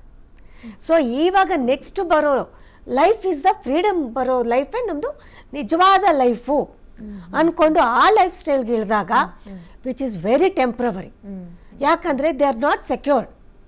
ಈ ಒಂದು ಕ್ಷಣದ ಸುಖಕ್ಕೋಸ್ಕರ ಅವ್ರ ಜೀವನ ಎಲ್ಲ ಹಾಳು ಮಾಡ್ಕೊಳ್ತಾ ಇದ್ದಾರೆ. ಇದು ನಮ್ಮಲ್ಲಿ ಮೈಸೂರಲ್ಲಿ ಇರುವಾಗ ಮೇಡಮ್ ಒಂದು ಕೇಸ್ ಆಗಿತ್ತು. ಅದು ಆಕ್ಸಿಡೆಂಟ್ ಕೇಸ್. ಒಬ್ಬನು 5 ಗಂಟೆಗೆ ಆಕ್ಸಿಡೆಂಟ್ ಮಾಡಿ, ಅರ್ಲಿ ಮಾರ್ನಿಂಗ್ 5 ಗಂಟೆ ಆಕ್ಸಿಡೆಂಟ್ ಮಾಡಿ ಹೋಗೋ ಹಿಟ್ ಆ್ಯಂಡ್ ರನ್ ಕೇಸ್ ಆಗಿಬಿಡ್ತು. ಸ್ಪಾಟ್ ಡೆತ್ ಆಗಿತ್ತು. ಅವನು ನೈಟ್ ರೌಂಡ್ ಇದ್ದವನು ಆಫೀಸರ್ ಹೋಗಿ ನೋಡ್ದ. ನಾನು DCP ಇದ್ದೆ ಅಲ್ಲಿ. ಹೋಗಿ ನೋಡಿ ಇದನ್ನು ಸರ್ ಒಂದು ಆಕ್ಸಿಡೆಂಟ್ ಆಗಿದೆ, ಡೆತ್ ಆಗಿದೆ ಅಂತ ಬೆಳಗ್ಗೆ ಫೋನ್ ಮಾಡಿ ಹೇಳಿದ್ರು. ಆಯಿತು ಇನ್ಸ್ಪೆಕ್ಟರ್, ಟ್ರಾಫಿಕ್ ಇನ್ಸ್ಪೆಕ್ಟರ್ ಹೋಗೋನು ನೋಡಿ ಚೆಕ್ ಮಾಡಲಿ ಅಂತ. ಟ್ರಾಫಿಕ್ ಇನ್ಸ್ಪೆಕ್ಟರ್ ಹೋಗಿ ಚೆಕ್ ಮಾಡಿ ಅಲ್ಲಿ ನೋಡಿದಾಗ ಆ ವೆಹಿಕಲ್ದು ಗ್ಲಾಸ್ಗಳು, ಹೆಡ್ಲೈಟದು ಕೆಲವೊಂದು ಥಿಂಗ್ಸ್ ಅಲ್ಲಿ ಬಿದ್ದಿದ್ದು ಆ ಸ್ಪಾಟ್ನಲ್ಲಿ. ಅದನ್ನೆಲ್ಲ ತೊಗೊಂಡು ಅವನು ಇನ್ಸ್ಪೆಕ್ಟರ್ ಸರ್ ಫೋನ್ ಮಾಡ್ದವ, ಸರ್ ಹಿಂಗೆ ಆಗಿದೆ, ಹಿಂಗೆ ಬಿದ್ದಿದ್ದಾವೆ ಅಂತ. ನೋಡೋ ಬಹುಶಃ ಜೋರಾಗಿ ಹೊಡೆದಾನೆ, ಸ್ಪಾಟ್ ಡೆತ್ ಆಗಿದೆ ಅಂದರೆ ಅದು ಎಲ್ಲರ ಅಲ್ಲಿ ಗ್ಯಾರೇಜ್ ಚೆಕ್ ಮಾಡಪ್ಪ, ಸ್ವಲ್ಪ ಅಲ್ಲಿ ಏನು ರಿಪೇರಿ ಬಿಟ್ಟಾನೋ ಹೇಗೋ ಚೆಕ್ ಮಾಡಿಸು ಅಂತ ಹೇಳಿದೆ. ಅವ್ರು ಚೆಕ್ ಮಾಡಿದ್ರೆ ಒಂದು ಗಾಡಿಯಲ್ಲಿ ಅದು ಸಿಕ್ತು ಗ್ಯಾರೇಜ್ನಲ್ಲಿ. ಅಲ್ಲಿ ಬಂದು ಅವನು, ಸರ್ ಇದು ಬೇಗ ನೀವು, ನನಗೆ ಅರ್ಜೆಂಟ್ ಬೇಕಾಗಿದೆ, ನಾನು ಬೇರೆ ಕಡೆ ಹೋಗಬೇಕಾಗಿದೆ, ನೀವು ಬೇಗ ರಿಪೇರಿ ಮಾಡಿ. ಸರ್ ಅದು ಬರೋಕ್ಕಾಗೋದಿಲ್ಲ, ಹುಡುಗ ಬರೋದೇ 9 ಗಂಟೆಗೆ, 6 ಗಂಟೆಗೆ ಯಾರು ಬರ್ತಾರೆ, ಯಾರೂ ಬರೋದಿಲ್ಲ ಅಂತೇಳಿದು ಅವನು ಹೇಳಿ, ನೀವು ನಿಮ್ಮ ನಂಬರ್ ಕೊಡಿ, ನಾನು ನಿಮಗೆ ರಿಪೇರಿ ಆದಮೇಲೆ ನಿಮಗೆ ಫೋನ್ ಮಾಡಿ ಹೇಳ್ತೇನೆ ಅಂತ ಹೇಳಿದೆ. ಆಮೇಲೆ ನಂಬರ್ ಇಸ್ಕೊಂಡ್ರು. ನಾವು ಇವನು ಚೆಕ್ ಮಾಡಿದ್ಮೇಲೆ ಆ ನಂಬರ್ ತೊಗೊಂಡು ಇವನ್ನ ಇನ್ಸ್ಪೆಕ್ಟರ್ ಏನು ಮಾಡಿದಾಗ ಅವನ್ನೆಲ್ಲ ಕಾಲ್ ಡೀಟೇಲ್ ಚೆಕ್ ಮಾಡಿದೆ. ಚೆಕ್ ಮಾಡಿದ್ಮೇಲೆ ಒಂದು ಈ ಏನು ಆರೋಪಿ ಕಾರಿನ ಅದು ಯಾವುದೋ ಸ್ಕಾರ್ಪಿಯೋ ಗಾಡಿದು ಡ್ರೈವರು ಒಂದು 20 ಕಾಲ್ ಮಾಡಿದ್ದಾನೆ ಹುಡುಗಿಗೆ. ಈ ಏನು ಡೆತ್ ಆಗಿದೆ, ಡೆತ್ ಆದವನು ಪ್ರಿನ್ಸಿಪಾಲ್, ಅವನು ಜೂನಿಯರ್ ಕಾಲೇಜ್ ಪ್ರಿನ್ಸಿಪಾಲು, ಅವನ ಮಿಸಸ್ಸಿಗೆ ಒಂದು 20 ಸಲ ಫೋನ್ ಮಾಡಿದ್ದಾನೆ. ಅವಾಗ ಸ್ವಲ್ಪ ಸಂಶಯ ಬಂತು ನಮಗೆ, ಇದು ಯಾಕೆ 20 ಸಲ ಇವನು ಫೋನ್ ಮಾಡ್ತಾನೆ ಇವನು. ಅದು ಅರ್ಲಿ ಮಾರ್ನಿಂಗು ಫೋನ್ ಮಾಡಿದ್ದಾನೆ, ಮತ್ತು ತಿಂಗಳಿಂದನೂ ಅವಾಗ ನೋಡಿದ್ರೆ ಹಿಂದೆ ಮಾತಾಡ್ತಾನೆ ಇದ್ದಾನೆ. ಆಮೇಲೆ ಅವಳಿಗೆ ಕರೆದು ನಾವು ಇಂಟ್ರಾಗೇಷನ್ ಮಾಡಿ, ಏನಿದು ಯಾಕೆ ಮಾಡಿದ್ದಾನೆ. ಅವಾಗ ಆಕಿ ಬಾಯಿ ಬಿಟ್ಲು, ಇಲ್ಲ ಸರ್ ನಾವೆಲ್ಲ ಕಾಲೇಜ್ನಾಗ ಇದ್ದಾಗ ನಾವು ಫ್ರೆಂಡ್ಸು ಲವರ್ ಇದ್ವಿ. ಹೀಗೆ ಅದು ಮತ್ತೆ ನಮ್ಮ ಸ್ನೇಹ ಎಲ್ಲ ಹಳೆ ಓಲ್ಡ್ ಕ್ಲಾಸ್ಮೇಟ್ಸ್ ಒಂದು ಗ್ರೂಪ್ ಮಾಡಿದ್ರಂತೆ ವಾಟ್ಸಪ್ನಲ್ಲಿ. ಆ ಗ್ರೂಪ್ನಲ್ಲಿ ಸೇರಿದಾಗ ಎಲ್ಲರೂ ಸೇರಿಕೊಂಡು ಮತ್ತೆ ಇವ್ರು ಹಳೆ ಲವ್ ಮತ್ತೆ ಸ್ಟಾರ್ಟ್ ಆಗಿಬಿಡ್ತು. ಅವಾಗ ಇವ್ರು ಪ್ಲ್ಯಾನ್ ಮಾಡಿ ಈ ಗಂಡನಿಗೆ ಹೇಗಾದರೂ ಮುಗಿಸ್ಬೇಕು, ಹೇಗೂ ನೀನು MA ಮಾಡಿದ್ದೀಯಾ, ಅವಳು MA ಮಾಡಿದ್ಳು, ಆ ನೌಕರಿ ಕಂಪನಿ ಗ್ರೌಂಡ್ ಮೇಲೆ ನಿನ್ನ ನೌಕರಿ ಬರ್ತದೆ, ಅವ್ನು ತೆಗಿಬೇಕು, ಹೇಗಾರು ಮಾಡಿ ತೆಗಿ. ನಾನು ಒಂದು 3 ಗಾಡಿ ಇದ್ದಾವೆ, ಇವೊಂದು ಒಂದು ಟ್ರಾವೆಲಿಂಗ್ ಏಜೆನ್ಸಿ ಮಾಡ್ಕೊಂಡಿದ್ದ, 3 ಗಾಡಿ ಇಟ್ಟಿದ್ದ. ಸೊ ನಾವಿಬ್ಬರು ಆರಾಮಾಗಿರ್ಬೋದು, ನಿನ್ನ ಕಂಪನಿ ಗ್ರೌಂಡ್ ಮೇಲೆ ನಾನು ನೌಕರಿ ಬರ್ತದೆ, ನೀನು ನೌಕರಿ ಮಾಡ್ತಾಯಿರೋ ಆರಾಮ ಬರ್ತದೆ. ಆ ನೌಕರಿ ಸಲುವಾಗಿ ಇವನಿಗೆ ಕೊಂದರು ನೋಡಿ. ಅವಳಿಗೆ ಗಂಡಿಗೇನು ಹೇಳೋದು, ನಿನ್ನ ಕೊಲಿಗೆ ನೋಡು, ಅವ ಹೆಂಗಿದ್ದಾನೆ, ಎಷ್ಟು ಸ್ಮಾರ್ಟ್ ಇದ್ದಾನೆ, ನೀನು ಹೊಟ್ಟೆ ಬಿಟ್ಟಿದೆಯಾ, ನೀನು ಹೊಟ್ಟೆ ನೋಡು, ಹಾಗೆ ಈಗ ಅಂತ ಮಾಡಿ ನೀನು ವಾಕಿಂಗ್ ಹೋಗು, ಅರ್ಲಿ ಮಾರ್ನಿಂಗ್ ಅಲ್ಲ ವಾಕಿಂಗ್ ಹೋಗಿ, ನೀನು ಹೊಟ್ಟಿಗೆ ಅದು ಆಕ್ಸಿಡೆಂಟ್ ಮಾಡಿಸ್ಬೇಕಲ್ಲ, ಹೇಳ್ತೀನಿ ಪ್ಲ್ಯಾನ್ ಮಾಡಿ ನೀವು ವಾಕಿಂಗ್ ಹೋಗು. ರಿಯಲ್ ಆಗಿ ಆಗಿದ್ದು, ಸಿನಿಮಾನೇ ಮಾಡ್ಬೋದು ತೆಗೆಯೋದು. ಹಿಂಗೆ ಮಾಡಿ ಕೊನೆಗೆ ಅದನ್ನ ಹೊಡೆದು. ನಾವು ಅಕಸ್ಮಾತ್ ಏನಾದ್ರೆ ಗಾಡಿ ಅಲ್ಲೇ ಇತ್ತಂದ್ರೆ ಇದು ಪತಿನ ಆತಲ್ಲ, ಅದು ನಾವು ಆಕ್ಸಿಡೆಂಟ್ ಅಂತ ತಿಳ್ಕೊತಿದ್ವಿ. ಕರೆಕ್ಟ್ ಮೇಡಮ್, ಇದು ರೆಲೆವೆಂಟ್ ಅಲ್ಲ ಅಂತ ಅನ್ನಿಸ್ಬೋದು, ಬಟ್ ಸ್ಟಿಲ್ ನನ್ನ ಇವ್ರಿಗೆ ಇನ್ನೊಂದು ಪ್ರಶ್ನೆ ಅಲ್ಲ ಅನ್ನಿಸ್ಬೋದು, ಬಟ್ ನನ್ನ ಕುತೂಹಲ ಕೇಳ್ತೀನಿ. ಒಂದು ಕೇಸ್ ಅಂತ ಬಂದಾಗ ಸತ್ಯದ ಪರವಾಗಿ ಅವ್ರಿಗೆ ನ್ಯಾಯ ಕೊಡಿಸ್ಬೇಕು ಅಂತ ಒಬ್ಬ ಲಾಯರ್ ಇದ್ರೆ, ಇನ್ನೊಬ್ರು ಅದನ್ನ ಮುಚ್ಚಾಕಿಸ್ಲಿಕ್ಕೆ ಅಂತ ಪ್ರಯತ್ನ ಪಡ್ತಿರ್ತಾರೆ. ಈ ಕೇಸ್ನ ಎಕ್ಸಾಂಪಲ್ ತಗೊಳ್ಳಿ, ಇದನ್ನ ಅವರಿಬ್ರು ಸೇರಿ ಮಾಡಿರುವ ಒಂದು ಕೊಲೆ ಅಲ್ಲ ಇದು, ಆಕ್ಸಿಡೆಂಟ್ ಆಗಿರುವ ಸಾವು, ಮಗುಗೆ ಏನು ಫುಡ್ ಪಾಯ್ಸನ್ ಮತ್ತೊಂದರಿಂದಲೋ ಅಂತ ಆರಂಭದಲ್ಲಿ ಏನು ಪ್ರೂವ್ ಮಾಡಕ್ ಹೋದ್ರಲ್ಲ, ಆ ಥರ ಪ್ರಯತ್ನಗಳು ಲಾಯರ್ ಕಡೆಯಿಂದ ಹೆಂಗೆ ಆಗ್ಬೋದು, ಏನೇನು ಅಂಶಗಳನ್ನು ರೈಸ್ ಮಾಡ್ಬೋದು? ಕುತೂಹಲ ಕೇಳ್ತಾ ಇದ್ದೀನಿ. ನಾನು ಫಸ್ಟ್ ಕ್ಲಿಯರ್ ಮಾಡೋದೇನೆಂದರೆ, ಯಾವುದೇ ಆರೋಪಿ ಎಷ್ಟೇ ಕ್ಲೇವರ್ ಆಗಿ ಒಂದು ಕ್ರೈಮ್ ಮಾಡಿದ್ರು ಕೂಡ ಅಲ್ಲಿ 99% ಎವಿಡೆನ್ಸಸ್ ಬಿಟ್ಟಿರ್ತಾನಂತೆ ಮೇಡಮ್. 99% ಎವಿಡೆನ್ಸಸ್ ಬಿಟ್ಟಿರ್ತಾನಂತೆ, ಕ್ಲೂ ಬಿಟ್ಟಿರ್ತಾನೆ. 1% ಏನಾದರೂ ಕ್ಲೂ ಇರುತ್ತೆ, 99% ಕವರ್ ಮಾಡಿರ್ತಾನೆ. ಇಲ್ಲ ಮೇಡಮ್, ಇದನ್ನೇ ನಾನು ಎಕ್ಸ್ಪ್ಲೇನ್ ಮಾಡ್ತೀನಿ ನಿಮಗೆ. ಸೊ ಫಸ್ಟ್ ಏನಾಗುತ್ತೆ ಅಂದ್ರೆ ಇವ್ರಿಬ್ಬರ ಮಧ್ಯೆ ಡಿಸ್ಪ್ಯೂಟ್ ಆಗುತ್ತೆ. ಡಿಸ್ಪ್ಯೂಟ್ ಆಗಿ ಡಿವೋರ್ಸ್ ಆಗ್ತಾರೆ. ಇವ್ರು ಬಂದು ಇಲ್ಲಿ ಬೆಂಗಳೂರಲ್ಲಿ ಇರ್ತಾರೆ, ಅವ್ರು ದಾವಣಗೆರೆಯಲ್ಲೇ ಇರ್ತಾರೆ. ಇಲ್ಲಿ ಏನು ಮಾಡ್ತಾರೆ ಅಂದ್ರೆ ಅವ್ರ ತಂದೆ ಪದೇ ಮಗುನ ಕೊಟ್ಬಿಡಮ್ಮ, ನಿನ್ಗೆ ಸಾಕಾಗಲ್ಲ ಅಂತ ಕೇಳ್ತಿರ್ತಾರೆ. ಆದ್ರೂ ಕೂಡ ಪರ್ಪಸ್ಫುಲಿ ಅವ್ರಿಗೆ ತೊಂದರೆ ಮಾಡಬೇಕು ಅಂತ ಮಗು ಕೊಡೋದಿಲ್ಲ. ಬಟ್ ಇವ್ರಿಗೆ ಮಗುನ ಇಟ್ಕೊಳ್ಳೋಕ್ಕೂ ಇಷ್ಟ ಇರೋದಿಲ್ಲ. ಒಂದು. ಎರಡನೇದು, ಇಮಿಡಿಯೇಟ್ ಆಗಿ ಅನ್ಯಾಚುರಲ್ ಡೆತ್ ಆದ ತಕ್ಷಣ, ಅಂದರೆ ಇವ್ರ ಪ್ರಕಾರ ಅನ್ಯಾಚುರಲ್ ಡೆತ್ ಅದಾದ ತಕ್ಷಣ ಇವರು ತಾವಷ್ಟೇ ರಿಸ್ಕ್ ತಗೊಳ್ಳೋದಿಲ್ಲ. ಏನು ಮಾಡ್ತಾರೆ, ಅವ್ರು ಯಾರು ಪ್ರೆಸೆಂಟ್ ಆರೋಪಿ ಇದ್ದಾರಲ್ಲ ಮೇಡಮ್, ಅವ್ರ ಅಣ್ಣನ ಕಾಲ್ ಮಾಡ್ತಾರೆ, ಈ ಥರ ಮಗು ಸತ್ತೋಗಿದೆ ಬನ್ನಿ ಅಂತ. He is only back stone of this crime ಅಂತ ಹೇಳ್ಬೋದು. ಅವ್ರು ಏನು ಮಾಡ್ತಾರೆ, ಇಮಿಡಿಯೇಟ್ ಆಗಿ ಇದು ಸಸ್ಪೆಕ್ಟೆಡ್ ಡೆತ್ ಅಂತ ಹೇಳಿ UDR ರಿಜಿಸ್ಟರ್ ಮಾಡ್ತಾರೆ ಕಾಡ್ಗೋಡಿಯಲ್ಲಿ. ಅದಾದಮೇಲೆ ಕ್ರೈಮ್ ಡೆವಲಪ್ ಆಗಿರೋದು ಮೇಡಮ್. ಇಲ್ಲಿ 3 ತಿಂಗಳ ಅವಧಿಯಲ್ಲಿ ನಾವು ನೋಡಬೇಕಾದ್ರೆ ಅವರು ಎಣ್ಣೆ ಹಚ್ಚಿ ಸ್ನಾನ ಮಾಡಿದ್ದಾರೆ, ಎಲ್ಲ FSL ರಿಪೋರ್ಟ್ಸ್, FSLಗೆ ಏನೇನು ಬೇಕು ಅಲ್ಲ ಅದೆಲ್ಲ ಡೆಸ್ಟ್ರಾಯ್ ಮಾಡಿದ್ದಾರೆ. ಬಟ್ ಅಲ್ಲಿ ಅದ್ರ ಜೊತೆಗೆ ಗಾಯಗಳು ಬಿಟ್ಟಿದ್ದಾರೆ. ಮಗುನ ಕೊಲ್ಲಬೇಕು ಅಂತ ಕೊಂದಿರೋದಾ ಇಲ್ಲಾಂದರೆ ಆಕ್ಸಿಡೆಂಟಲ್ ಆಗಿರೋದ ಅನ್ನೋದನ್ನ ಅವರು ಹೇಳ್ಬೇಕು ಅದನ್ನು ಒಂದು. ಮತ್ತು ಇಲ್ಲಿ ಇವರು ಬಿಟ್ಟಿರ್ತಕ್ಕಂಥ ಎವಿಡೆನ್ಸಸ್ಗಳನ್ನ ನಾವು ನೋಡೋದಾದರೆ, ಇವಾಗ ಅವ್ರ ಮೊಬೈಲ್ ಸೀಸ್ ಮಾಡಿದ್ದಾರೆ, ಅವ್ರ ಗಾಡಿ ಸೀಸ್ ಮಾಡ್ಕೊಂಡಿದ್ದಾರೆ, ಬಟ್ಟೆ ಕೊಡ್ತಾ ಇಲ್ಲ ಅಂತೆ, ಅದಕ್ಕೋಸ್ಕರ ಈ ಮಂಪರ್ ಪರೀಕ್ಷೆಯನ್ನು ತಗೊಂಡಿದ್ದಾರೆ. ಆಮೇಲೆ ಏನು ಈಗ ಪ್ರೆಸೆಂಟ್ ಏನು ಪೊಲೀಸ್ ಸ್ಟೇಷನ್ಗೆ ಅವ್ರಿಗೆ ಏನು ಕಮ್ಯುನಿಕೇಷನ್ ಇದೆ ಅನ್ನೋದನ್ನು ಇನ್ವೆಸ್ಟಿಗೇಷನಲ್ಲಿ ಪತ್ತೆ ಹಚ್ತಾರೆ. ಅದ್ರ ಜೊತೆಗೆ ಆ ಮಗು ಕೊಲ್ಲೋದಕ್ಕೆ ಕಾರಣ ಏನು ಅನ್ನೋದನ್ನು ತಿಳಿಸ್ತಾರೆ. ಈಗ ನಾವು ಹೇಳೋದು ಒಂದು ಐಸ್ ಕ್ರೀಮ್ ಕೊಟ್ಟಿದ್ದು ಬೇರೆ ಐಸ್ ಕ್ರೀಮ್ಗೋಸ್ಕರ ಅವ್ನು ಕೊಂದ ಅನ್ನೋದು, ಇಟ್ ಮೈಟ್ ಬಿ ಅವಳು ಅದರಲ್ಲಿ ಭಾಗಿಯಾಗಿರ್ಬೋದು, ಅದನ್ನು ಅವ್ರು ಹೇಳಬೇಕು. ಹಾಗಾಗಿ ಇದು ರೆಲೆವೆಂಟ್ ಇರೋ ಪ್ರಶ್ನೆ ಏನು ಅಂದರೆ ಮೇಡಮ್, ವಕೀಲರಿಗೆ ಎಲ್ಲ ಗೊತ್ತಿರುತ್ತೆ ಅನ್ನೋದು ಸುಳ್ಳು. ಯಾಕಂದರೆ ಇಲ್ಲಿ ಪ್ರಾಕ್ಟೀಸಲ್ಲಿ ಸುಮಾರು ಥರ ಪ್ರಾಕ್ಟೀಸ್ ಇದೆ. ಪ್ಯೂರ್ ಕ್ರಿಮಿನಲ್ ಆಗಿ ಪ್ರಾಕ್ಟೀಸ್ ಮಾಡೋರಿದ್ದಾರೆ, ಪ್ಯೂರ್ ಸಿವಿಲ್ ಆಗಿ ಪ್ರಾಕ್ಟೀಸ್ ಮಾಡಿದ್ದಾರೆ, ಕಾರ್ಪೊರೇಟು ಮಾಡೋರಿದ್ದಾರೆ. ಇವರು ಆಗಿರೋ ಕ್ರೈಮನ್ನು ಮುಚ್ಚಾಕೊಳ್ಳೋಕೆ ಹೋಗಿ ಇಷ್ಟೆಲ್ಲ ಸಿಕ್ಕಾಕೊಂಡಿರೋದು. ಅವರೇ ಹೋಗ್ಬಿಟ್ಟು ಆತ ಮಾಡಿದಾನಂತ ಒಂದು ಕಂಪ್ಲೇಂಟ್ ಕೊಟ್ಟಿದ್ರೆ ಮುಗ್ದೋಗ್ಬಿಡ್ತಿತ್ತು, ಶೀ ಸೇಫ್ ಅಂತ. ಹಾಗಾಗಿ ಅವರು ಪ್ರೆಸೆಂಟ್ ಇನ್ಸ್ಟೆಂಟ್ ಪ್ರಕಾರ ಅವ್ರು ಅದನ್ನು ಮುಚ್ಚಾಕೋಕೆ ಹೋಗಿದ್ದಾರೆ. ನಾನು ಈ ಕ್ರೈಮಿಗೆ ಸಂಬಂಧಪಟ್ಟಂಗೆ ಇನ್ನೊಂದು ಮಾತನ್ನು ಜೋಡಿಸೋದಾದರೆ ಮೇಡಮ್, ಲಾಸ್ಟು ಏನು ನಾವೀಗ ತಾಯಿ ಮಗಳನ್ನು ಕೊಂದ್ಲು ಅಂತ ಏನು ಹೇಳ್ತಿದ್ದೀವಲ್ಲ, ಒಂದು 5 ವರ್ಷದ ಹಿಂದೆ ಎಲೆಕ್ಟ್ರಾನಿಕ್ ಸಿಗ್ನಲಲ್ಲಿ ಮಗಳೇ ತಾಯಿಯನ್ನು ಸುಪಾರಿ ಕಿಲ್ಲಿಂಗ್ ಕೊಟ್ಟಿರ್ತಕ್ಕಂಥ ಒಂದು ಇನ್ಸಿಡೆಂಟ್ಸನ್ನು ನಾವು ನೋಡಿದ್ದೀವಿ. ಆ ಇಡೀ ಪ್ರಕರಣ ಬೆಂಗಳೂರನ್ನ ಬೆಚ್ಚ ಬೀಳಿಸೋಂಥ ಪ್ರಕರಣ ಅಂತ ಹೇಳ್ಬೋದು. ಹಾಕೊಂಡು ಬಂದಿದ್ರು, ಇನ್ನೊಬ್ರು ತಾಯಿನ ಮುರಿದು ಸೂಟ್ ಕೇಸಲ್ಲಿ ಒಬ್ರು ತುಂಬ್ಕೊಂಡು ಹೋಗ್ತಿದ್ರು, ಪ್ರಕರಣ. ಇದು ಏನಾಗಿದೆ ಅಂದರೆ ಮೇಡಮ್, ಇಲ್ಲಿ ಇದೇ ಒಂಥರ ವೆಲ್ ಸೆಟಲ್ಡ್ ಫ್ಯಾಮಿಲಿ, ಸಾವಿರಾರು ಕೋಟಿ ಆಸ್ತಿರ್ತಕ್ಕಂಥ ಹೆಣ್ಮಗಳು ಫಿಟ್ನೆಸ್ಗಂತ ಜಿಮ್ಗೆ ಹೋದಾಗ ಜಿಮ್ ಟ್ರೈನರು ಅವರನ್ನು ಹಾದಿ ತಪ್ಪಿಸ್ತಾರೆ. ಅವ್ರ ಜೊತೆ ಪ್ರೀತಿ ಆಗತ್ತೆ, ಅವ್ರಿಗೋಸ್ಕರ ಗಂಡನ ಸಂಬಂಧವನ್ನು ಕಟ್ಕೊಂಡು 2 ಏನು ಮೈನರ್ ಮಕ್ಕಳನ್ನ ಕರ್ಕೊಂಡು, ಒಂದು ಗಂಡು ಒಂದು ಹೆಣ್ಮಕ್ಳನ್ನ ಕರ್ಕೊಂಡು ಪ್ರೈವೇಟ್ ಫ್ಲಾಟಲ್ಲಿ ಇರ್ತಾಳೆ. ಅವಳಿಗೆ ಬಂದಿರೋ ಆಸ್ತಿಯಲ್ಲಿ ಆ ಜಿಮ್ ಟ್ರೈನರ್ಗೆ ಫ್ಲಾಟ್ ಕೊಡಿಸ್ತಾಳೆ, ಕಾರ್ ಕೊಡಿಸ್ತಾಳೆ, ಎಲ್ಲ ಕೊಡಿಸ್ತಾಳೆ, ಎಲ್ಲ ಸೇಫಾಗಿರ್ತಾಳೆ ಅವನಿಗೆ. ಅವನು ಏನು ಮಾಡ್ತಾನಂದರೆ ಈ ಸಮಯನ ಅಡ್ವಾಂಟೇಜ್ ತೊಗೊಂಡು ಒಂದು 15-16 ವರ್ಷದ ಹೆಣ್ಣುಮಗಳು, ಪ್ರಾಯದ ಹೆಣ್ಣುಮಗಳು, ತಂದೆ ಸ್ಥಾನದಲ್ಲಿ ಇರ್ತಕ್ಕಂಥ ಈ ವ್ಯಕ್ತಿ ಆ ಹೆಣ್ಮಗಳ ಜೊತೆಗೇ ಬೇರೆ ರೀತಿಯಾಗಿರ್ತಕ್ಕಂಥ ಸಂಬಂಧ ಇಟ್ಕೊಳ್ತಾನೆ. ಅಂದರೆ ತಾಯಿನೂ ಬೇಕು ಮಗಳು ಬೇಕು ಅನ್ನೋ ಕಾನ್ಸೆಪ್ಟಲ್ಲಿ ಅವನು ಇರ್ತಾನೆ. ಆದರೆ ಯಾವಾಗ ಆ ತಾಯಿಗೆ ಆ ವಿಚಾರ ಗೊತ್ತಾಗುತ್ತಲ್ಲ, ಇಬ್ಬರನ್ನೂ ರಿಸ್ಟ್ರಿಕ್ಟ್ ಮಾಡ್ತಾಳೆ. ಕೊಟ್ಟಿರೋ ಫ್ಲಾಟ್ ರಿಟರ್ನ್ ತೊಗೊಳ್ತಾಳೆ, ತನ್ನ ಫ್ಲಾಟಿಗೆ ಬರದೇ ಥರ ರಿಸ್ಟ್ರಿಕ್ಟ್ ಮಾಡ್ತಾಳೆ. ಆಮೇಲೆ ಕಾರ್ ಇಸ್ಕೊಳ್ತಾಳೆ, ಏನೇನಿದೆ ಡೆಬಿಟ್ ಕಾರ್ಡು ಎಲ್ಲವನ್ನೂ ತೊಗೊಳ್ತಾರೆ. ಒಂದು 6 ತಿಂಗಳು ಇಬ್ಬರ ಮಧ್ಯೆ ಕಮ್ಯುನಿಕೇಷನ್ ಆಗಕ್ಕೆ ಬಿಡೋದಿಲ್ಲ. ಆವಾಗ ಅವರಿಬ್ಬರು ಏನು ಪ್ಲ್ಯಾನ್ ಮಾಡ್ತಾರಂದರೆ, ಮಗಳು ಮತ್ತು ಜಿಮ್ ಟ್ರೈನರು, ಅವ್ನು ಜಿಮ್ ಟ್ರೈನರ್ ತಲೆ ತೊಗೊಂಡ್ಬಿಡ್ತಾನೆ. ಬಿಕಾಸ್ ಅಪ್ರಾಪ್ತ ಹೆಣ್ಮಗಳು, 17 ವರ್ಷದ ಹೆಣ್ಮಗಳು, ನಿಮ್ಮ ತಾಯಿ ಇದ್ದರೆ ನಾನು ನೀನು ಸುಖವಾಗಿರೋಕ್ಕಾಗಲ್ಲ, ನಮ್ಗೆ ಯಾವ ಆಸ್ತಿನೂ ಕೊಡಲ್ಲ, ನಮಗೇನು ಮಾಡ್ಕೊಳಕ್ಕಾಗಲ್ಲ, ನಿಮ್ಮ ತಾಯಿ ಇಲ್ಲದೆ ಇರೋ ಥರ ನೋಡ್ಕೋಬೇಕು ಅಂತ ಮಗಳೇ ದುಡ್ಡು ಕೊಟ್ಟು ತಾಯಿನ ಸುಫಾರಿ ಕಿಲ್ಲಿಂಗಿಗೆ ಕೊಡ್ತಾರೆ. ಇದೇ ಎಲೆಕ್ಟ್ರಾನಿಕ್ ಸಿಟಿ ಸಿಗ್ನಲಲ್ಲಿ 16 ಮಚ್ಚಿನೇಟು ಮೇಡಮ್, ಪಬ್ಲಿಕ್ ರೋಡಲ್ಲಿ ತನ್ನ ತಮ್ಮನ ಮುಂದೆ ತಾಯಿಯನ್ನು ಕೊಲ್ಸಿರ್ತಾಳೆ. ಅರೆಸ್ಟ್ ಆಗ್ತಾರೆ, ಅದ್ರದ್ದು ಟ್ರಯಲು ನಡೀತಿರ್ಬೋದು, ಇಲ್ಲ ಟ್ರಯಲು ಮುಗ್ದಿರ್ಬೋದು ಮೇಡಮ್. ಇಂಥ ಇನ್ಸಿಡೆಂಟ್ ನಾವು ನೋಡಿದಾಗ ತಾಯಿ ಮಗಳನ್ನು ಕೊಲ್ಸಿರ್ತಕ್ಕಂಥ ಸಿಚುವೇಶನ್ ಈಗ ಮಗಳೇ ತಾಯಿನ ಕುಲ್ಸಿರ್ತಕ್ಕಂಥ ಸಿಚುವೇಶನ್ ಆಗ ಇವೆರಡು ಇನ್ಸ್ಟೆಂಟನ್ನು ನೋಡ್ಕೊಂಡಾಗ ಸಮಾಜ ಎಷ್ಟು ಮನ ಪರಿವರ್ತನೆ ಆಗಬೇಕು, ನಾವು ಮಕ್ಕಳನ್ನ ಹೇಗೆ ಬೆಳೆಸ್ತಿದೀವಲ್ಲ, ತಾಯಂದ್ರ ಮನಸ್ಥಿತಿ ಹೆಂಗಿದೆ ಅನ್ನೋದನ್ನ ಬೇಸ್ಡ್ ಆಗಿ ನೋಡಬೇಕು. ಇದ್ರ ಜೊತೆಗೆ ಒಳ್ಳೆ ಒಳ್ಳೆ ಸಂಬಂಧಗಳು ನಮ್ಮಲ್ಲಿ ಇದಾವೆ ಮೇಡಮ್. 10 ವರ್ಷಗಳ ಪ್ರೀತಿ ಇದೆ, ಅಷ್ಟು ಚೆನ್ನಾಗಿರೋ ದಂಪತಿಗಳನ್ನ ನೋಡಿದೀವಿ. ಅಷ್ಟೇ ಇರಬೇಕು ಅಂತ ಕೇಳೋದು, ಇದು ಬದಲಾಗಬಾರ್ದು ಅಂತ ಹೇಳೋದು. ಇದಾವೆ ನಿಜ, ಬಟ್ ಅಷ್ಟೇ ಇರಬೇಕು, ಈ ರೀತಿ ಬದಲಾಗಬಾರ್ದು ಅಂತ. ಸರ್ ನಂದೊಂದು ಪ್ರಶ್ನೆ. ಅಲ್ಲಲ್ಲ ಸರ್, ಇನ್ನೊಂದು ಮೋಹನ್ ಅಂತ ಏನಿದ್ದಾನೆ ಅವನು ಇವಳು ಕ್ಲಾಸ್ಮೇಟೇನೆ. ಈ ಕ್ಲಾಸ್ಮೇಟ್ಗಳು ಹೇಗೆ ಉಲ್ಟಾ ಆತ ಅಂತ ತಿಳಿದು ಅದಕ್ಕೆ ಆ ಉದಾಹರಣೆ ಕೊಟ್ಟೆ. Correct sir. ಈಗ ಕೆಲವೊಂದು ಕೇಸ್ಗಳಲ್ಲಿ ನಿಮ್ಗೆ ಗೊತ್ತಿರುತ್ತೆ ಅವರೇ ಕೊಲೆಗಾರರು ಅಂತ, ನಿಮ್ಮ ಹತ್ರ ಎವಿಡೆನ್ಸ್ ಇರುತ್ತೆ, ಟೆಕ್ನಿಕಲ್ ಎವಿಡೆನ್ಸ್ ಆಗಿರ್ಬೋದು, ಸಾಂದರ್ಭಿಕ ಎವಿಡೆನ್ಸ್ಗಳಾಗಿರ್ಬೋದು, ಬಟ್ ಸ್ಟಿಲ್ ಅವ್ರಿಗೆ ಶಿಕ್ಷೆ ಕೊಡ್ಸೋಕ್ಕಾಗಲ್ಲ ಒಂದೊಂದು ಕೇಸ್ಗಳಲ್ಲಿ. ಇಲ್ಲ, ಆಗ್ತದೆ, ಶಿಕ್ಷೆ ಆಗ್ತದೆ, ಮಾಡ್ತೀವಿ ನಾವು. ಅದು ಏನು ಎವಿಡೆನ್ಸನ್ನು ನಾವು ಕ್ರಿಯೇಟ್ ಮಾಡ್ತೇವೆ. ಅಕಸ್ಮಾತ್ ಅದು ಹೇಳಬಾರ್ದು ನಿಮಗೆ, ಅದು ಸೂಕ್ಷ್ಮ ವಿಚಾರನ ಸರ್, ಅದು ಹೇಳಬಾರ್ದು.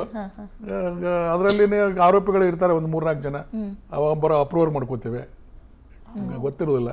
ಈ ಕದ್ದು ಮುಚ್ಚಿ ಕೊಲೆ ಮಾಡ್ತೀನಿ, ಮರ್ಡರ್ ಮಾಡ್ತೀನಿ ಬರೀಪ್ಪ ಅಂತ ಎಲ್ಲರೂ ಕರೆದು ಮರ್ಡರ್ ಮಾಡ್ತಾನ, ಅಥವಾ ರೇಪ್ ಮಾಡ್ತೀನಿ ಬರ್ರಿ ಅಂತ ಎಲ್ಲರೂ ಕರೆದು ಮಾಡ್ತಾನ. ಹಾಗೆ ಕದ್ದು ಮುಚ್ಚಿನ ಮಾಡುವಂಥ ಕೃತ್ಯಗಳು. ಅದ್ರಾಗ ಇವು ಎಷ್ಟು ಜನ ಇರ್ತಾರೆ, ಆದರೂ ಒಂದು ಆರೋಪಿಗಳಿಗೆ ಯಾರ್ದು ಅಲ್ಪ ಏನೋ ಕೃತ್ಯ ಮಾಡಿದ್ನಂದ್ರೆ ಅವನಿಗೆ ನಾವು ದರ್ಶನದಾಗ ಮಾಡಿವಲ್ಲ, 2-3 ಮಂದಿಗೆ ಅಪ್ರೂವರ್ ಮಾಡಿದ್ದಾರೆ.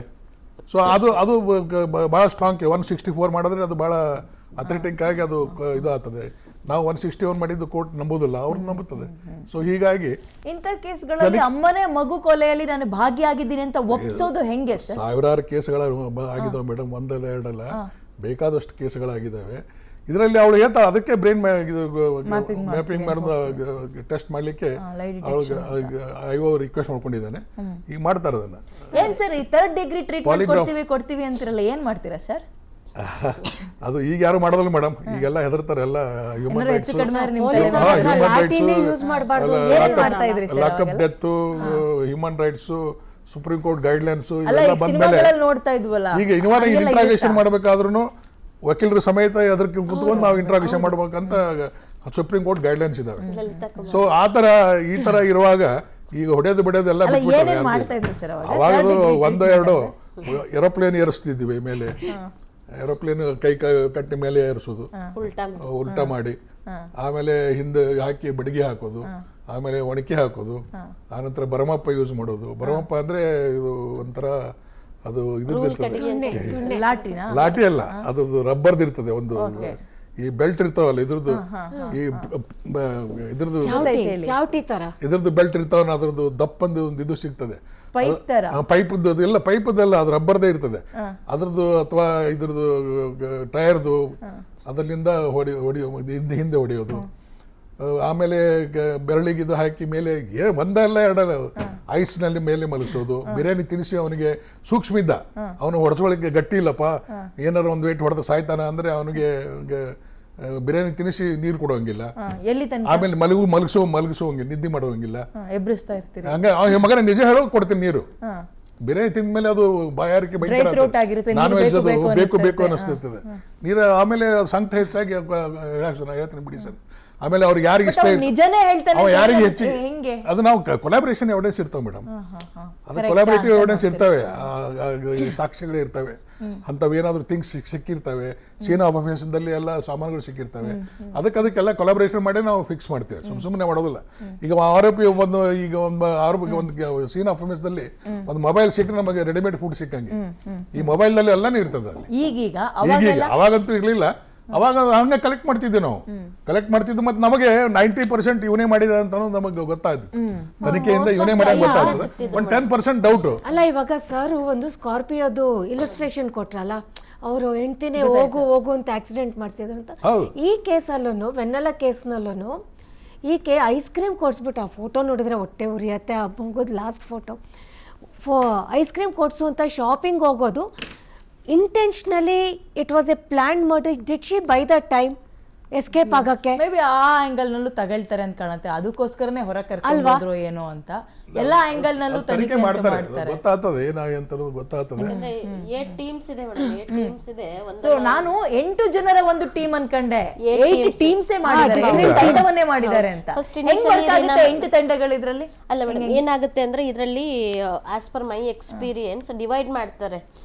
ಟೆಕ್ನಿಕಲ್ ಆಗಿ ಏನ್ FSL post mortem ಸಿಕ್ಕಂತ CD report ಇಲ್ಲ ಅಂದ್ರೆ ಮೊಬೈಲು ಆ ಟೀಮ್ ಒಂದನ್ನ ಎಕ್ಸ್ಪರ್ಟೈಸ್ ಮಾಡುತ್ತೆ, ಇನ್ನೊಂದು ಟೀಮು ಇಂಟ್ರೋಗೇಷನ್ಸ್ಗೆ ಎಕ್ಸ್ಪರ್ಟೈಸ್ ಇರುತ್ತೆ, ಇನ್ನೊಂದು ಸ್ಪಾಟ್ ಹೋಗಿ ಅಲ್ಲಿ CCTV ಕ್ಯಾಮ್ರಾ ಅಲ್ಲಿ ಏನಾದ್ರು ಸಸ್ಪೆಕ್ಟ್ ಬಿಹೇವಿಯರು ಅದನ್ನೊಂದು ಟೀಮ್ ಮಾಡುತ್ತೆ. ಸೊ ಈ ತರ ಅವ್ರವ್ರ ಮಧ್ಯೆನೇ ಕೆಲಸಗಳು ಬಿಕಾಸ್ ಆಲ್ರೆಡಿ FIR ಮಾಡಿದ್ರೆ ಇಮಿಡಿಯೇಟ್ ಆಗಿ ನಾವು ಹೋಗಿ ಪಂಚನಾಮ ಮಾಡ್ತಿದ್ವಿ, ಸೀನ್ ಆಫ್ ಅಫೆನ್ಸ್ ಪಂಚನಾಮ ಮಾಡ್ತಿದ್ವಿ, ಅಲ್ಲಿ ಏನಾದ್ರು ಕ್ಲೂ ಸಿಗ್ತಿದ್ದು ನಮಗೆ. ಇವ FIR ಮಾಡ್ಲಿಲ್ಲಲ್ಲ ಇನ್ಸ್ಪೆಕ್ಟರ್, ಕರೆಕ್ಟ್. ಸೊ ಅದು ಎಲ್ಲ ಹೋಗ್ಬಿಡ್ತದೆ. ಫಸ್ಟು ಬಾಡಿ ಫೋಟೋಸ್ ತೆಗ್ದಿಲ್ಲ ಎಕ್ಸೆಪ್ಟ್ ಪೋಸ್ಟ್ ಮಾರ್ಟಮ್, ಅಲ್ಲಿರೋ ಫೋಟೋಸ್ ಬಿಟ್ರೆ ಸೀನ್ ಆಫ್ ಕ್ರೈಮ್ ಫೋಟೋಸ್ ಇಲ್ಲ ಮೇಡಮ್. ಆಮೇಲೆ ಅಲ್ಲಿ ಮೇಜರ್ ಎವಿಡೆನ್ಸ್ ನ ಡಿಸ್ಟ್ರಾಯ್ ಮಾಡಿದ್ದಾರೆ. ಈಗ 3 months ಆಗಿದೆ ಅವ್ರು ಹೋಗಿರೋ ಕೆಫೆ ಕಾಫಿ ಡೇ ಅದ್ರದ್ದೆಲ್ಲ CCTV ರಿಟ್ರೈ ಮಾಡಬೇಕು ಅಂದ್ರೆ ಅದೇನಾದ್ರೂ 2 months ಅವ್ರೇನು 30 days ಡಿಲೀಟ್ ಇಟ್ರೆ ಅದನ್ನ ರಿಟ್ರೈ ಮಾಡಬೇಕು. ಸೊ ಮೋಸ್ಟ್ ಆಫ್ ದಿ ಇಲ್ಲಿ ಈ ಕ್ರೈಮು ಒಂದ್ ಹಂತಕ್ಕೆ ಇನ್ನೂ ಕನ್ಕ್ಲೂಡ್ ಬಂದಿಲ್ಲ ಅಂದ್ರೆ ಬಿಕಾಸ್ ಆಫ್ ಅಲ್ಲಿರೋ IO ಇಂದಾನೆ ಮೇಡಮ್. ಇಲ್ಲ ಅಂದ್ರೆ ಯಾವಾಗ್ಲೂ ಇದ್ರದ್ದು ಒಂದು ಅಂತ್ಯ ಹಾಡ್ಬಿಡ್ಬೋದಿತ್ತು. ಅಲ್ಲ, ಪೊಲೀಸ್ ಅವ್ರನ್ನ ಸಸ್ಪೆಂಡ್ ಮಾಡೋ ಬದಲು ಅವ್ರನ್ನೇ ಡೈರೆಕ್ಟ್ ಆಗಿ ಅರೆಸ್ಟ್ ಮಾಡಿ ತನಿಖೆಯಲ್ಲಿ ಪ್ರೂವ್ ಆಗಬೇಕು, ಒಮ್ಮೆಲೆ ಮರ್ಡರ್ ಕೇಸ್ ಹಾಕ್ತಾರೆ, ಮೊದಲು ಮಾಡ್ತಾರೆ. ನನಗಂತೂ ಹೋಗ್ಬಿಟ್ಟು ಈಗಲೂ ನಮ್ಮ ತಾಯಿ ಮಡ್ಲಲ್ಲಿ ಮಲಗಿದ್ರೆ ಆ ಸಮಾಧಾನ ಅವ್ರ ಕೈಯಲ್ಲಿ ತಿನ್ಸ್ಕೊಂಡ್ರೆ ಸಿಗೋ ಖುಷಿ ಅದು ಇವಾಗ ತಾಯಿ. ಎನಿವೆ, ಕಾರ್ಯಕ್ರಮ ಮುಗಿಸುವಂತಹ ಸಮಯ. 3 ಜನಕ್ಕೆ ಧನ್ಯವಾದಗಳು. ಇಷ್ಟೊತ್ತು ಕಾರ್ಯಕ್ರಮದಲ್ಲಿ ಭಾಗಿಯಾಗಿ ಚರ್ಚೆಯಲ್ಲಿ ನೀವು ನಿಮ್ಮದೇ ಆದಂತಹ ವಿವರಣೆಯನ್ನ ಕೊಟ್ಟಿದ್ದೀರಿ. ಅಗೇನ್ ಆರಂಭದಲ್ಲಿ ಹೇಳಿದ್ದೇನೆ, ಇನ್ನೊಂದ್ಸಲ ರಿಪೀಟ್ ಮಾಡಬೇಕು ಅಂದ್ರೆ, ಕೆಟ್ಟ ಮಕ್ಳಿರ್ತಾರೆ, ಕೆಟ್ಟ ತಾಯಂದ್ರೆ ಇರಲ್ಲ ಅಂದಿದ್ರು. ಆ ಒಂದು ಡೈಲಾಗಿಗೆ ಎಕ್ಸ್ಪೈರಿ ಡೇಟ್ ಮುಗಿದು ಹೋಗಿದೆ. ಒಬ್ಬ ಹೆಣ್ಣುಮಗಳು ಕೆಟ್ಟ ಮಗಳಾಗಿರ್ತಾಳೆ, ಕೆಟ್ಟ ಸೊಸೆ ಆಗಿರ್ಬೋದು ಅಥವಾ ಕೆಟ್ಟ ಹೆಂಡತಿ ಕೂಡ ಆಗಿರ್ಬೋದು, ಬಟ್ ಮಕ್ಕಳಿಗೆ ಕೆಟ್ಟ ಅಮ್ಮ ಆಗಿರೋಕ್ಕೆ ಸಾಧ್ಯನೇ ಇಲ್ಲ ಅಂತ ಇದ್ರು. ಅದು ಉಲ್ಟಾಯಿತು. ಸುತ್ತಮುತ್ತ ಬೇಕಾದಷ್ಟು ಕೇಸ್ಗಳನ್ನು ಕೇಳ್ತಾ ಇದ್ದೀವಿ.